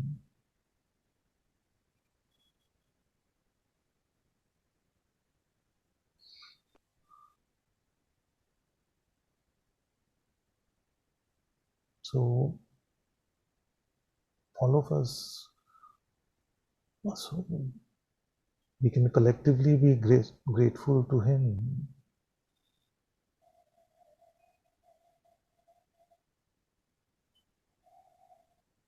that the light is shining, his grace is shining upon all of us. And may all our brothers and sisters in this world who are open to, who are longing to meet him in this way, may they be led to him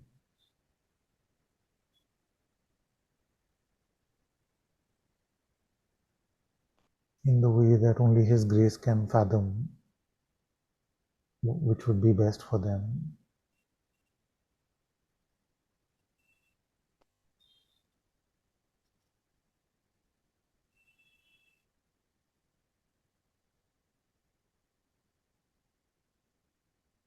I'm very happy to see how we are all opening up and softening up in his light. You know, our intellect makes us hardened up. It makes us like that. Now, as we are diving into our heart, I can see the openness, the softness, which is not so holding on to positions and wanting to be right and needing approval, and now just allowing His light, His grace to flow.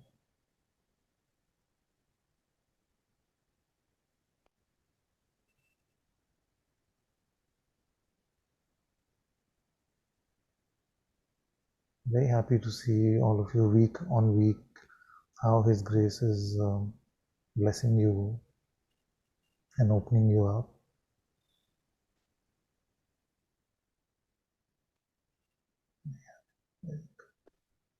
Thank you for giving us these sweet reminders of the gratitude, the humility, and the prayer, and all these treasures, because we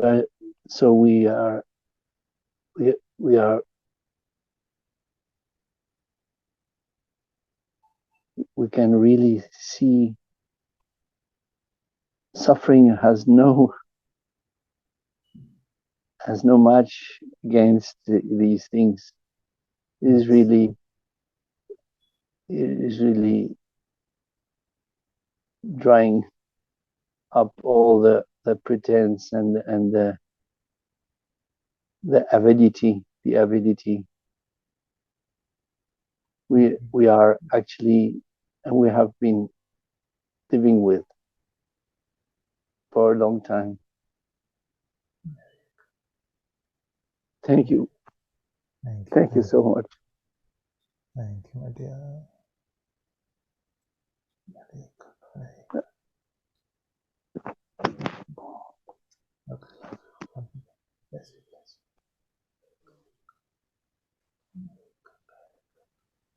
Okay, let's go to Pratna. Thank you, Father. Thank you, my dear. It's a bit mild. Is it your mic or? It's okay now? It's very good. Yeah, it's good. Father, I just want to expose a few things. Yeah.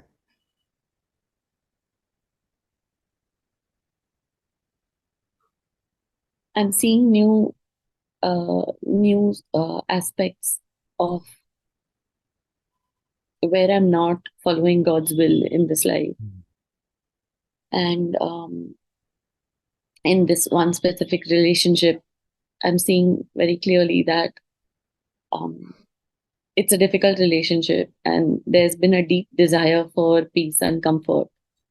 And I think because the desire was for comfort, it felt like a very noble desire. And so I didn't see it so clearly that that I had a desire for it, and I wasn't accepting things the way they are. Yeah. And I just want to expose that further, because if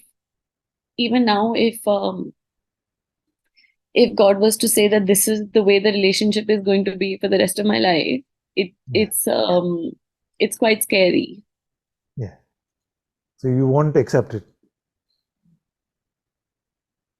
I will accept it, but it's scary. Under duress?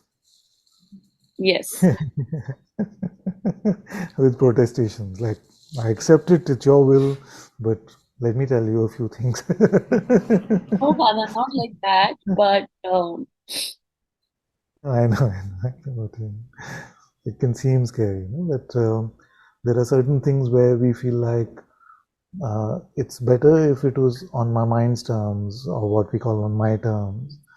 And this is very strange, because we have recognized that the source of all intelligence is God Himself. You see? The source of all of this life and creation is God Himself. But it feels like if I have to manage this relationship in this way, and I feel like I have to manage it. I see that. Yeah. You see what I'm saying? It's very difficult. And I I see see. that I'm You know, the talking. better. There's so much to a ship, and No, it's okay. So in a way, the easier way is just to follow his will moment to moment. You see? To not presume to even understand, unless he's told you specifically, then not to presume that this is what he would want, but just to follow his, be moved by him moment to moment and be guided by him moment to moment. And at least here, in the guidance that I receive, and I'm just a beginner at this, so I cannot speak conclusively, but it's the end goal is hardly ever spelled out in his way, in at least the way I receive it here. It is not that, you know, like in the world, the mind will make one overarching project and then say like this, then like that. You see, his way, at least that I found here, is that it's very open-ended. You just say like that, move this way, maybe send a message like this, you know, something like that. And I don't ask where it's going or what it's meant to be. I don't ask, uh, are you sure this is right for me? You know, these kind of things, which is not what you're asking either. But just make sure of two things. One is that you're not presuming what his will would be. And second is that we just follow like a little child who's holding the father's finger and walking. You see, to follow his will is mostly more like that. You see, it's rarely like Abrahamic in that way. And if that happens, what a blessing. But I'm saying that mostly just like that, just follow gently the proddings instead of it being like a big thing. So make sure that you become like a 3-year-old and you're just waiting to be led by the father in that way, without having to understand too much where you're going, where you're going to end up, and what your life has to be like. But Father, what I've noticed is that so much fear comes that it clouds everything, and I'm not able to. So say it's fear goes. But Father, it's been going for so many years. What is producing it? You know, it must be something that is getting released now. So this Because is the thing, Father, that the it's not that production is that. the coming to satsang, hopefully, and you can tell me if it is, but hopefully the coming to satsang is not making you more fearful. It is helping you free yourself from that. Um, and I'm honestly saying that if it is making any of you fearful, you must come up and say it. But that is not the intention at all. So therefore, then just when it comes, just allow it to go. Allow it to go. We don't have to do postmortem. We don't have to understand where it came from. You see, we don't have to do any of that. But nobody, I can tell you that nobody has an endless supply of fear. Father, can I say? Yeah. So I feel like what's happening is that the want for comfort or ease was so strong that the fear would come that if I interact in this way, will it lead to comfort or will it lead to disruption? And Okay, I'm seeing, let's do. I got a sense of what you're saying. Let's do something practically, okay? You just follow my lead. Just follow my lead. Just drop everything. Drop everything. Just empty out and just leave all of it.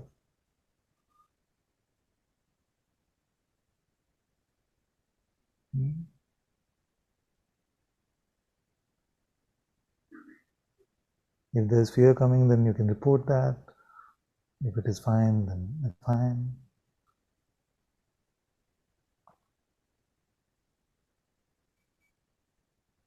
Now, without moving an inch, without doing anything, just simply report whether God's presence is here. It is, Father, very much. It's here.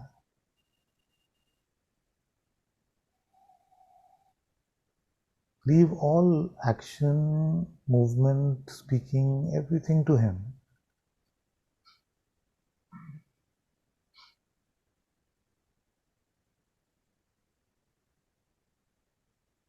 And speak only when He is speaking through you.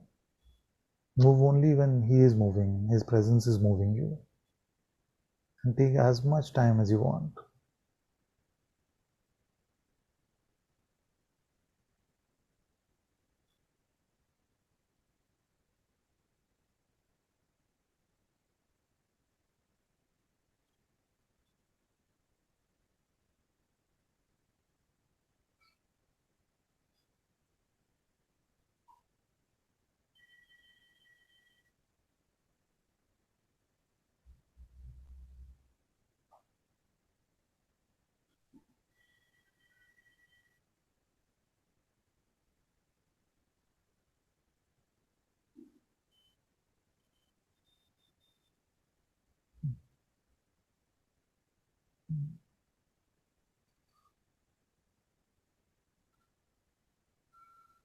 This is how you follow His will. Simplicity, it's the sheer simplicity. It's no complicated understanding. We don't know. Just, it's a allowing. It's a simple allowing. Now, what can happen is that your mind may propose a question or an understanding. You just have to let that go. You may find when His presence is palpable, I've given you the 3 ways to check unconditional love. His presence is palpable and your reality is apparent to you. You can use any of them, and the subtler the better. So if the truth of what you are is apparent to you and your mouth is speaking like it is speaking here, then you are following His will. All actions can happen in this way. All work, all rest, everything can happen this way. It may happen that something the mind says can seem very compelling. So we got tempted by that, and that is called to live on our own terms or follow an individual will. So we may get distracted by that. But when we notice, when we don't notice, then it's a write-off. Forget about it. There's nothing can be done about it. But when you notice, there's nothing more to think. Just return to this, what I'm showing you now. That is the simplicity of life. Then you may find that words are not coming from the mouth or hands are not moving, but from your intuition, from your heart, you're receiving guidance.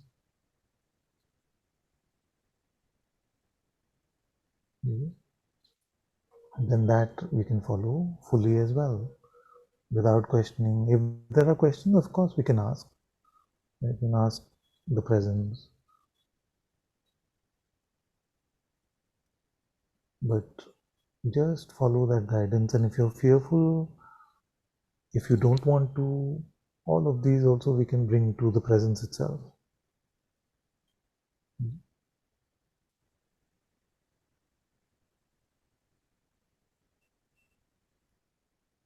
Soon we'll surrender in such a way that we won't want to know where it is leading, what it means, why something should be done.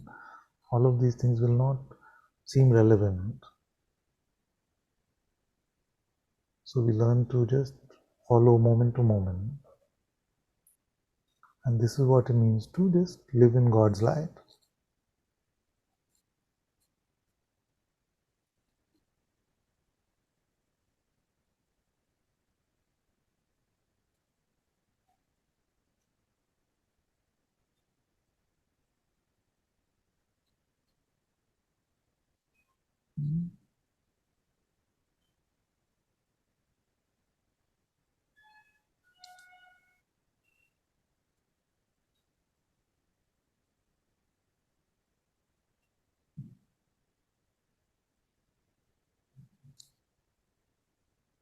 If you were to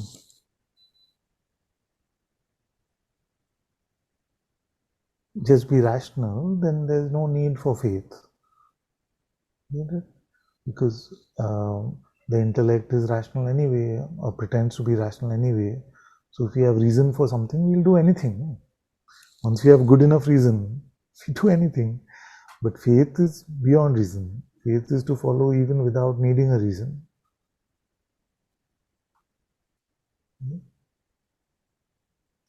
So we can't usually compute his ways into the constructs of our understanding. We can only make some broad sort of attempts, but we can't really box it into, because we can't really predict how he's moving, what's happening. Our presumptions could be completely accurate or completely inaccurate. We don't know, and that is the fun of life.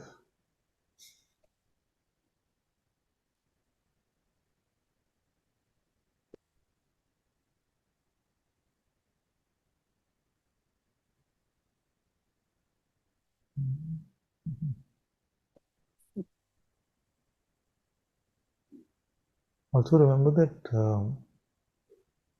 both past and future are the same for him. There's no big difference. So when we pray wholeheartedly to him, we may change our entire past as well.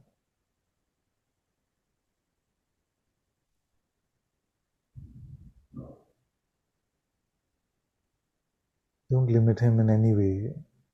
He is the all-powerful one.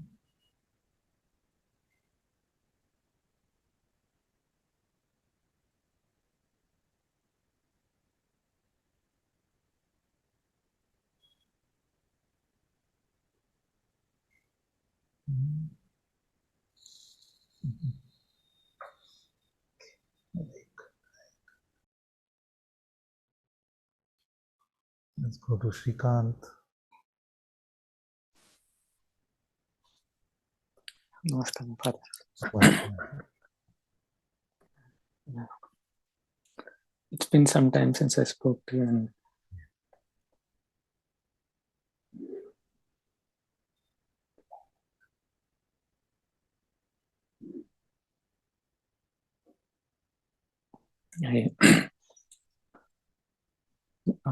whatever I need to hear, you said already that. Thank you.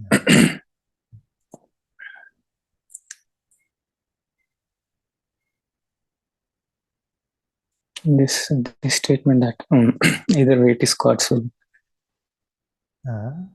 Either way? It is God's will. Either way, it is God's will, yes.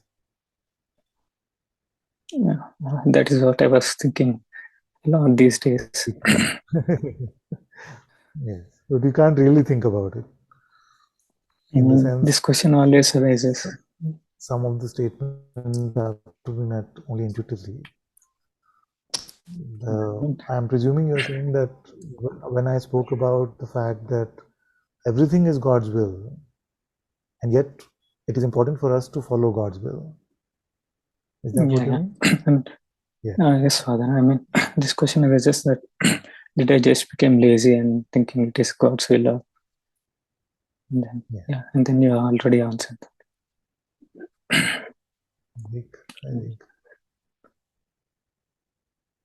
I mean, it's kind of tough for now. The way this is happening here, but then this shall to pass. Very good, very good. I'm more concerned if you report to me that it was not tough at all to move away from my individual desire and self-will and pride and knowledge and all of that into an innocence of living in the way of the heart. If you said to me, oh, it was very easy, super easy, nothing at all, then I would love it, but I would be a bit concerned about that. I'd want to question you a bit. So I'm glad you're saying that it's a bit tough. Means you're really meeting the project. Even just before, as I said, for satsang, my mother was complaining. Yeah. Okay, what I can do about it? Yes, my dear. The other day I left the satsang hall at 9 o'clock or something like that, and my mother was complaining, and I went back. So we were in the same boat. She was like, "इतनी देर तक बैठा था?" I said, "हाँ, time पे आ जाया कर." What to do? Yeah. And then I have another question that may I know who my Ishta Devata is? Because I don't know. You want to know who your Ishta Devata is for the ADS? I didn't. You mean for the ADS prayer or in what way? I mean, there was a time when I was going to Hanuman temple every day, and then in the past year I was reading a lot about Shirdi Sai Baba, and then now again I am praying to Hanuman, and then started reading Hanuman Chalisa, that some help would come maybe. So then I was listening to this person, I don't remember his name. He was saying, if you don't know who your Ishta Devata is, then you can ask your guru if you have one. I thought of asking you. You found a very foolish guru, unfortunately. So he doesn't know much about these things. Because he himself was all over the place, sometimes praying to, I would say, Shiva is the highest for me. Om Namah Shivaya, Om Namah Shivaya. Now just sit and chant and chant. After a week or two, how you became Shiva Bhakt? You've always been Ram Bhakt. My mind would say all this, no? It would say all this. And I say, yes, of course, I've always, no wonder I've been getting bored in the Om Namah Shivaya chanting. So then, Ram, Ram, Ram. Or when Ram would just that, the mind would make it boring. Then Om, Sri Ram, Jai Ram, Jai Jai Ram. See? And then first time any mantra seems so nice, no? You're just chanting, you're praying. You see, for the first week, 10 days, 2 weeks, it all seems so beautiful. You see? But then the mind comes in and says, they're like that. So, but whatever happened, by His grace, His presence, His light was found for this foolish one. So don't have to worry about all these ideas that very smart people have and things like this. You follow your heart. He will guide you. If you feel like praying to Ramji, pray to Ram. If you feel like praying to Hanuman, pray to Hanuman, Shirdi Sai Baba, whoever, whatever. As long as your true intention is to follow God and meet Him, don't have to worry. Have you tried doing the Atmadarshan Samadhi? No, Father. You can see, you can try with that, and then maybe this answer will reveal itself to you, because I've given you various prayers that you can try out and see what you resonate with. That there is a sort of textural resonance we all feel with a certain aspect of God that seems most relatable at a particular time before it becomes so vast that we can't really define. But try it out, experiment with it a bit and give me a report. And if you say, I want you to pick which one I should pick, which prayer you should do, then I can help you a little bit with that. But don't worry so much about these. I was saying, don't worry Can you so pick much someone about for me now? First, you try out a bit. Tell me what your feedback is, and then based on that, because you may try it out, and you may feel so completely at home in a particular prayer, say the Ram prayer, or the Krishna prayer, or the Devi prayer, that you may not need to even ask. It will just feel natural in your heart. Okay, we'll do that. Very good. Very good. Never fall into any misconception like that. That you see, God is the supreme intelligence. Can it be that you prayed to God all your life, you see, but He didn't hear you because you were praying to a different form? It's absurd. It's unheard of. You see, there are some things which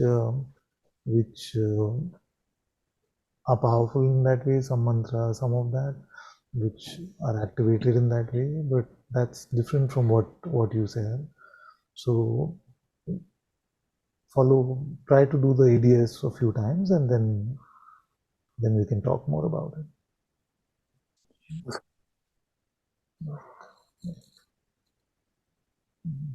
But highest, more important than the method is the intention. More important than everything is the love.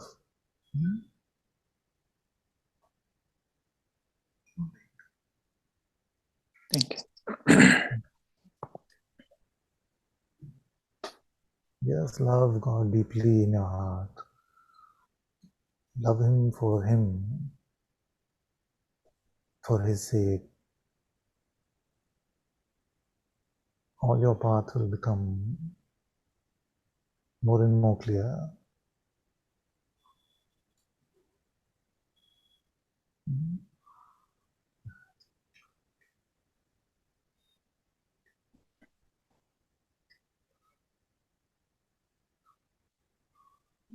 Let's go to Sumit.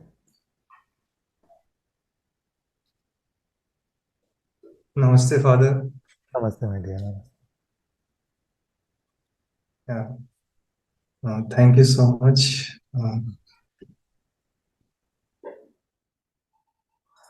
I want to share something that how I listen to you and how I try to implement it in my life. Am I audible? Am I audible? Is my voice audible? Something wrong with the internet. Am I audible, Father?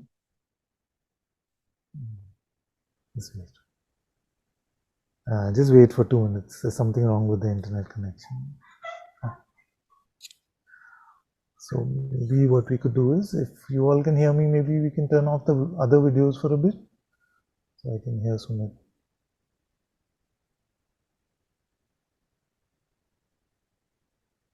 It's not audible. Okay, shall we try now? Am I audible now? Yes, my dear. Very good, very good. Okay, thank you. So I would like to share that as I listen to your satsangs more and more, so what the attempt that I am making is, and how compared to previous things have changed is,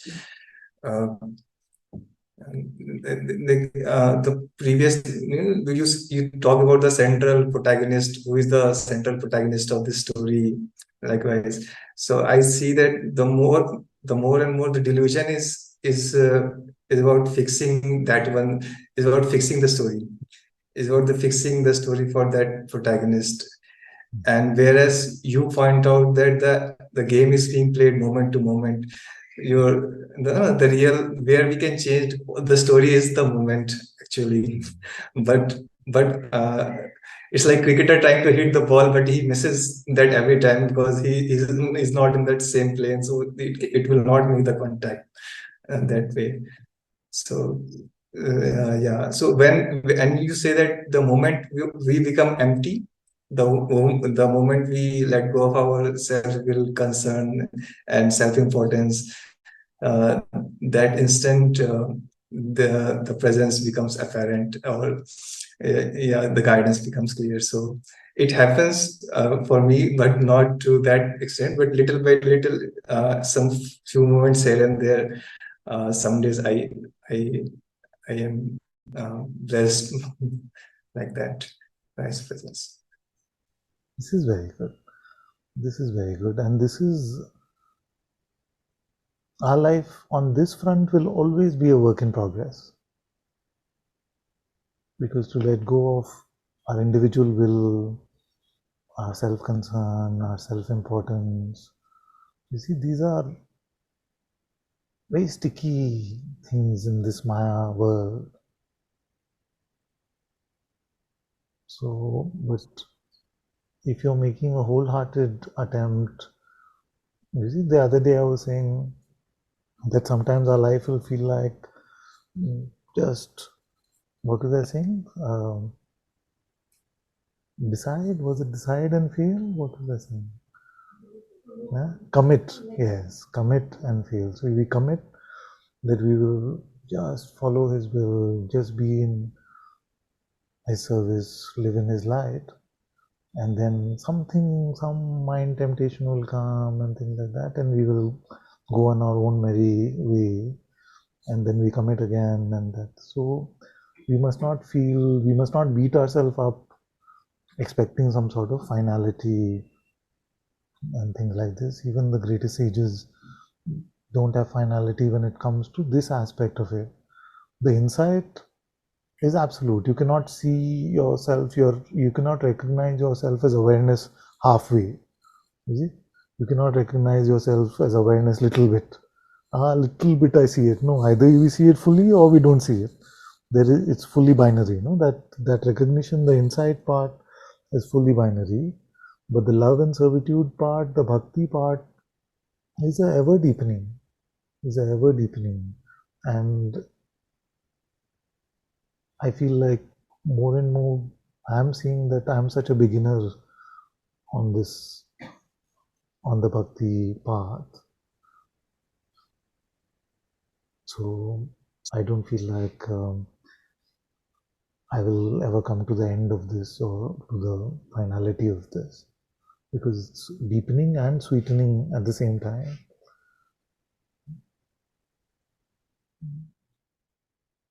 You know, Father, the some recent you bhajans you played now of the six shabads.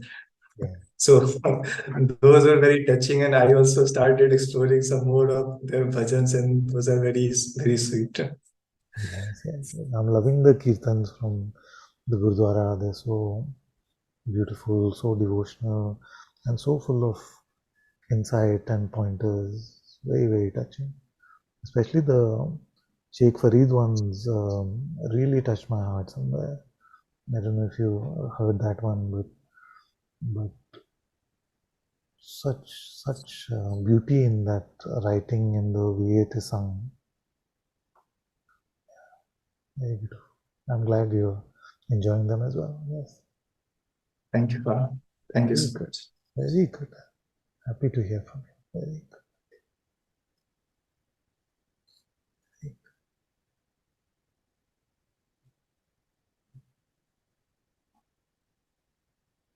Let's go to Beatrice.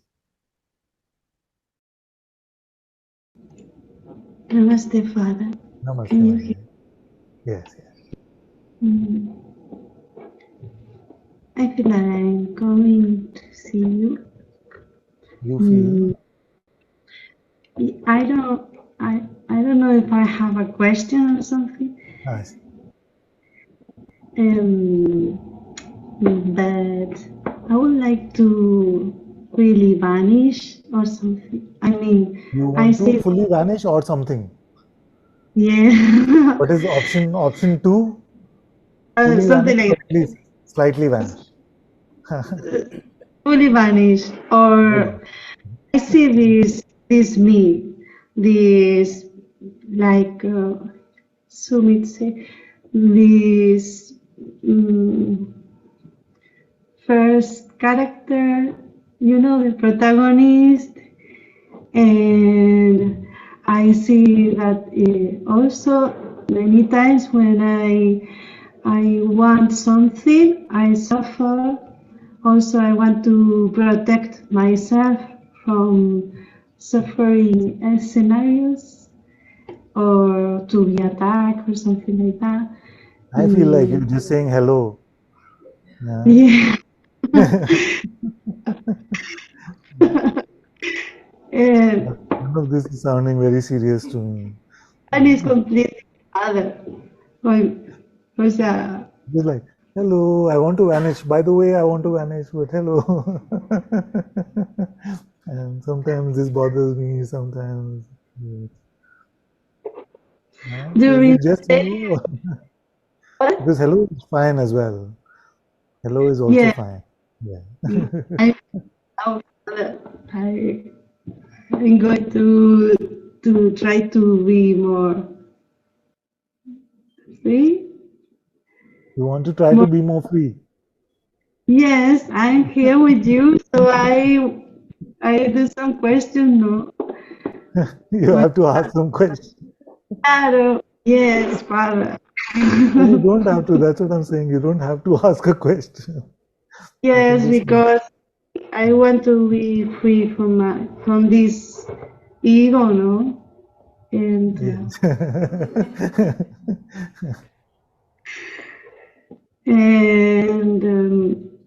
I see that, mira, now I see more and more the thoughts that I take myself to be, like a detachment naturally from these thoughts, more and more. And also I see that maybe this way to follow the will of God is just to be empty, maybe. To start with. Because we cannot follow God's will if we are so caught up in our individual will. If we still strongly holding on to something that I want, then to be God's servant is just lip service. It is not really, we cannot say I want and then say I am a servant of God. So be empty of our individual will is really only possible when we are empty of our identification with our thoughts. In that emptiness, then like we did an experiment just now, where the only way to truly follow his will is to just start with an emptiness, start with a conceptual nothingness. Otherwise, we're too full of me to meet God.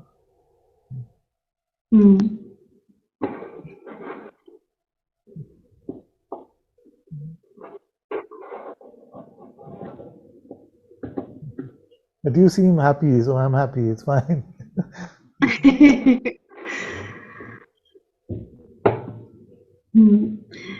Father, also I hear that enlightenment is a complete forgetfulness of yourself. Say that part again. Like enlightenment is a radical forgetfulness of enlightenment is a radical forgetfulness of yourself. Yes. Very good. Very good. Yeah, this I feel that it's something that I would like to. That you have to forget, no? I would like to forget myself, everything. This one you have to forget. This this one that would like to forget. Yeah. That one, yes. This me. Yes. Forget about it.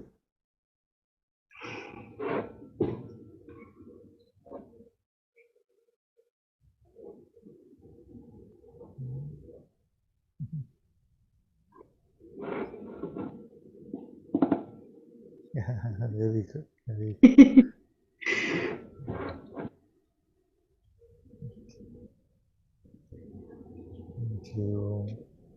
Vale.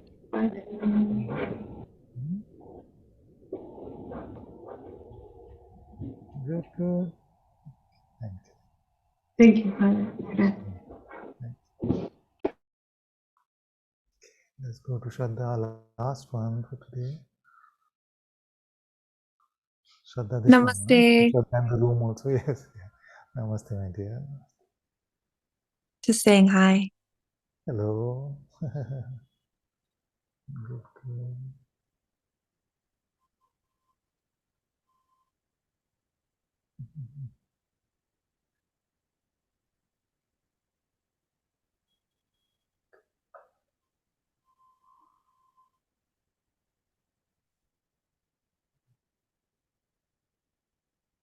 I'm noticing a difference right now. There's this like just very soft, quiet warmth. It's like sunbathing, you know? And then there's also this like What kind is of that? like Sound like ask a question. like, Check in. There's so I much see, to I talk see. about, you know, and Sounded like an Indian auto rickshaw, no? yeah. Tuk-tuk, like a tuk-tuk in Yeah, town. exactly. But Yes, this is this is most what, important. yes, This is most important. this is very good. Yeah, it can bother us like that. It can say, use your time. What are you doing? Yeah. And there can be a fear of judgment and self-image and all of these things. Don't worry about any of that. As long as you're with Him, all is good.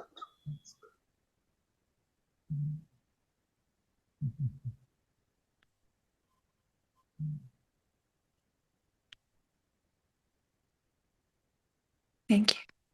Thank you, my dear.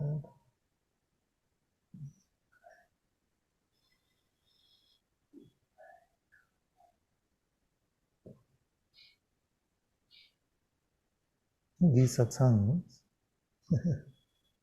I feel like by the time they end, I just feel like I've forgotten how they started and where we are, what's happening. We have to record also. Yes. Come, how do we do it? Okay, we have a minute. There's some hands going up. Let's go to iPhones. Tara?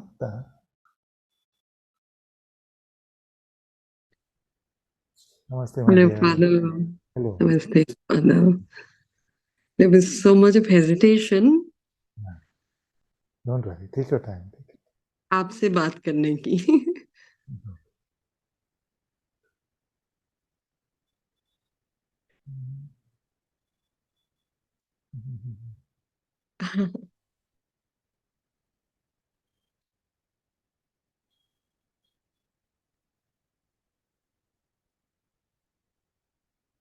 Oh, I can't talk because I start crying.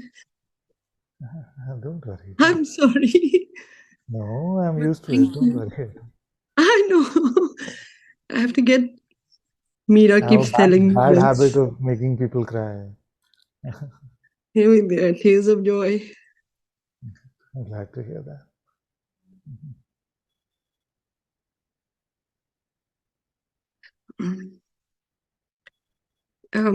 Maybe not a very important question, Father, but something that I was looking at today. Sometimes I feel that I'm trying to escape from the worldly commitments, from the worldly, attendance that you have to make. And like, for example, today was the day that I should have been there for someone's cremation. And it was at the same time as a satsang right now.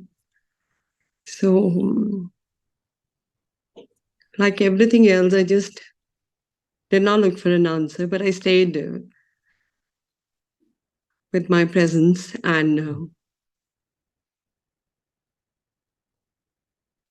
I let it move me, and I became very late. In the sense, I didn't show up for that, and then mind was looking for a reason that did you do it because it was convenient? Because the heart kept saying, no, I just can't miss this because I want to be here. Something is calling me from within. So I keep feeling like, am I okay in this aspect? Because there are worldly commitments that are needed to be kept up with. And I just feel so, I feel okay with it. I don't know. I feel, the voice that I heard in my heart was that I'll go tomorrow to her house to meet her personally, but today I will be at Satsang. So that's the only thing that I followed. So, like, there's a wedding in Bombay at the same time as Meera's retreat, and I was escaping that commitment, really escaping it because it's 4th onwards, and I'm really, I don't know if it's the right thing to do, and I don't really want to know also, but I feel I'm escaping all these things and they're not so attractive anymore. So what needs to be done gets done automatically, but something, I have no idea.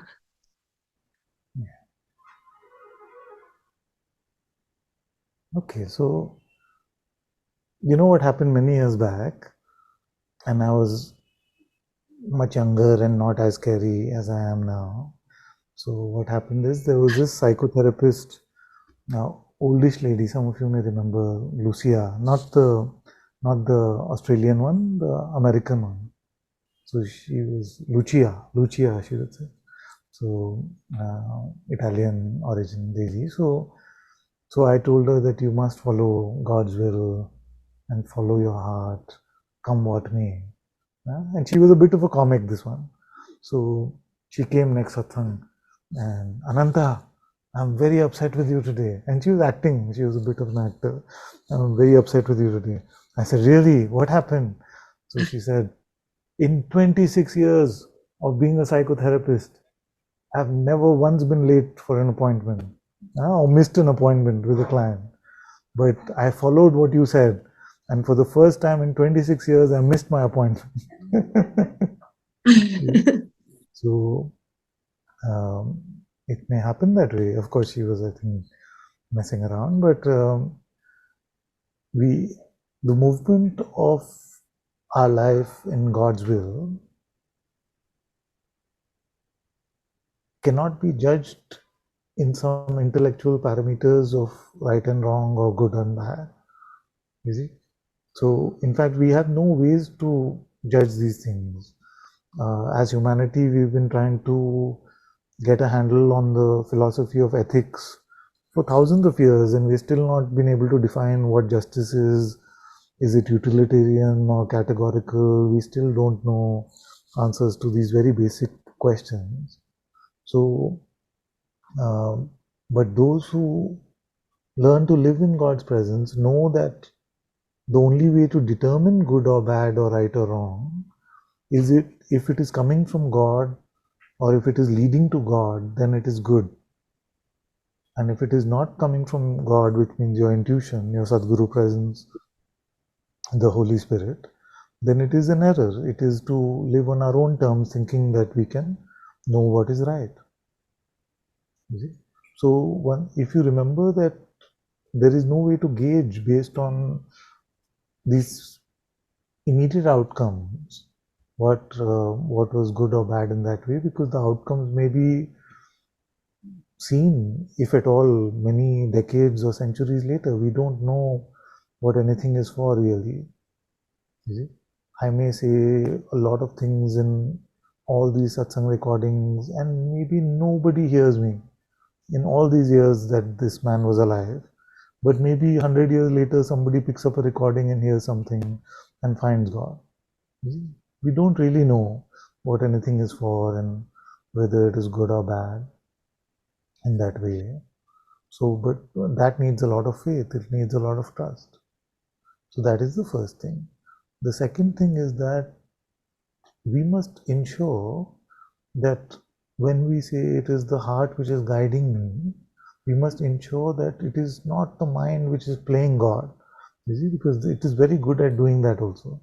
It can say, my child, I feel like you should not go to the funeral, you should sit here. It can be like that. So you must use my tests. I have given you the tools to really check and be full of integrity with yourself, because that's all that counts. At the end of the day, what you know about yourself in secret is what is important.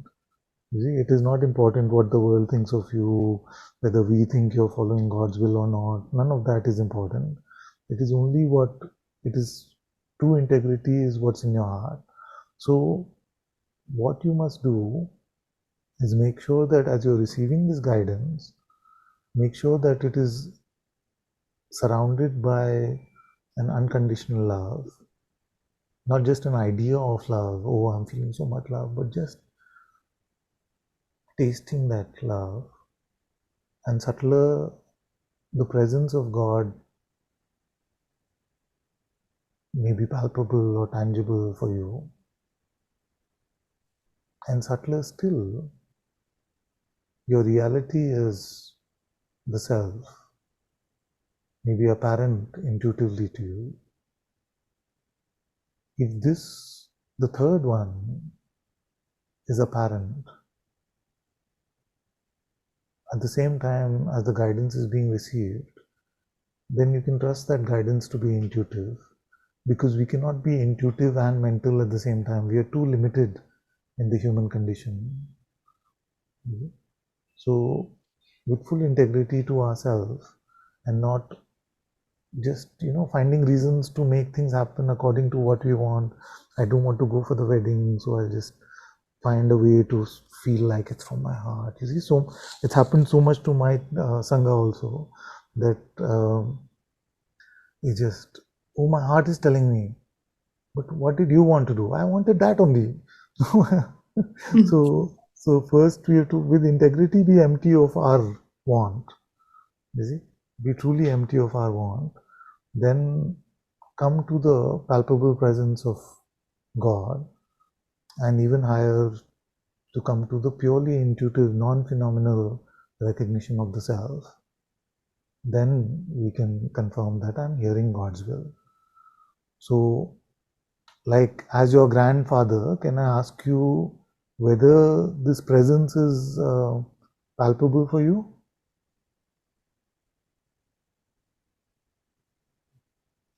Yes, Father. How do you meet that? How do you find that?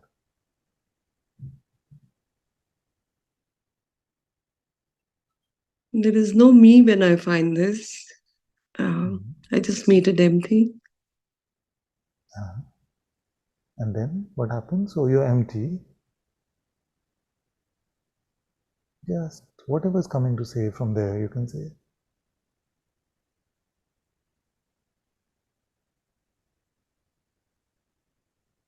Emptiness, you're right, is like the prerequisite. So you're empty first. Then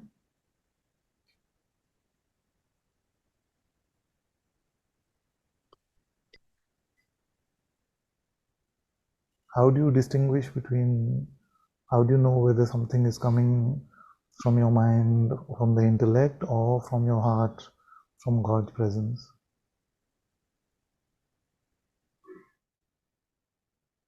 There is a clear distinction. I know that. In what way? How would you say, what is the qualitative distinction?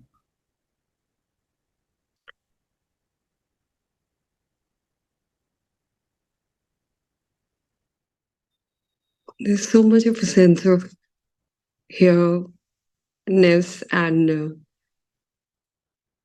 sense of stability and clarity. Would you say that that sense is tasted, or is it just recognized? It's recognized.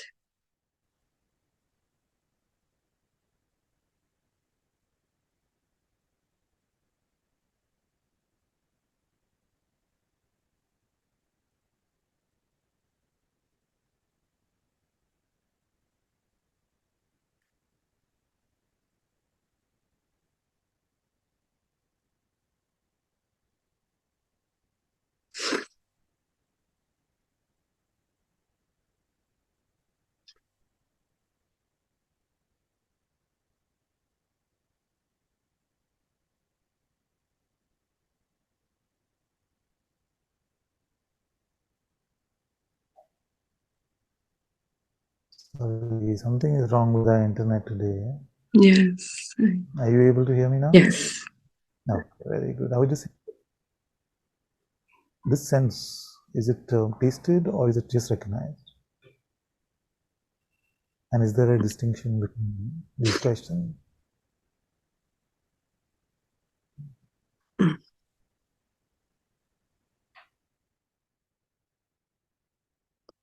It's very much recognized, Father.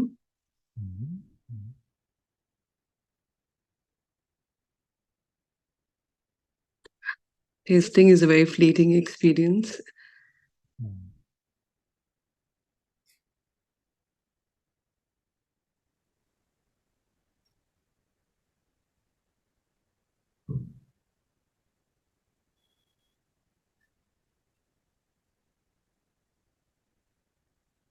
I know it as me.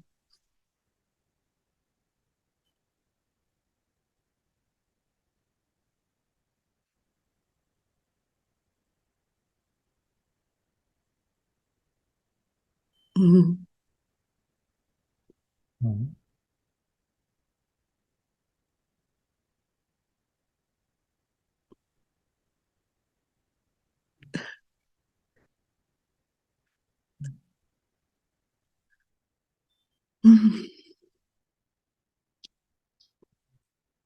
I don't know what to say for now. It's very good. It's very good. Good for today. So it's very, very good.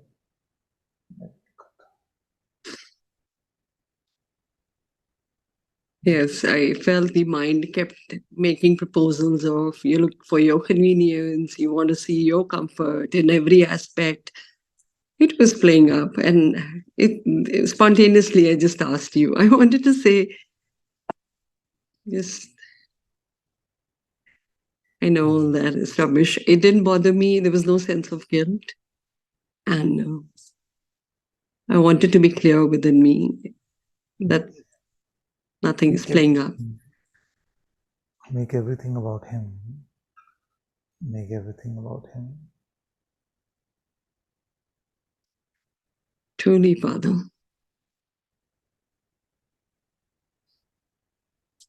I can't read the beggar servant prayer because... I was just going to ask you about that. I was just going to ask you whether you're doing the prayer. You can't read it? No. I read it, but I can't read it every day because... Because? I do the ADS every day because I don't do it. It just arises. What happened to the prayer? However. Sorry? What happened to the other one? I can't do it yet because I feel in a lot of places very confronted, and I feel so small and little, and I feel foolish, and I feel this is inconceivable as of now. But too much. I only ask, what arises when I read this, and only a prayer of forgiveness, like, forgive me for all my arrogance, for all my pride. Yes. But you know what happens is that, like if you go to school, you go to 10th standard and you say, I don't want to do ICSE, I want to do IB. The school is not going to change its curriculum. You have to follow the curriculum. You can't say it's not. That itself is a good exercise to not rely so much on our preferences. That if the teacher has asked you to follow something, there must be something there in us to be able to meet that, and something that has to unfold as a result of that request, even though we may not understand what is this for, why is this he or she troubling us, and why must I only feel bad, I'm in satsang to feel good, not to feel bad. All these resistance may come, but we must in a way follow the curriculum, and it's so beneficial. It's one of the strongest medicine that has come from here. that we must, if my children don't take it, then what's the point of the medicine? Yes, So Father. leave your curriculum to God's grace. Don't have preferences and don't pick and choose, because with that pick and choose, this project doesn't happen. No, I've been reading it. I'm probably scared of meeting it fully. I've been reading it. Not at all an admonition of any sort. It's just an encouragement that you must. Right. Thank you so much, Father. Thank you. Thank you for everything. Thank you. Bless you. Thank you for this. Thank you all so much for being in Satsang today. Sadhguru Shri Muji Baba ki Jai. सतगुरु श्री अनंता जी की जय। Jai. Guru Kripa Kevalam. Thank you. Love you, Father. Thank you. Love you. Thank you so much. Thank you, Thank Father, you for for satsang today. Thank you, Sangha. We love you. Thank you, Father. Bless you. God bless you. Love you.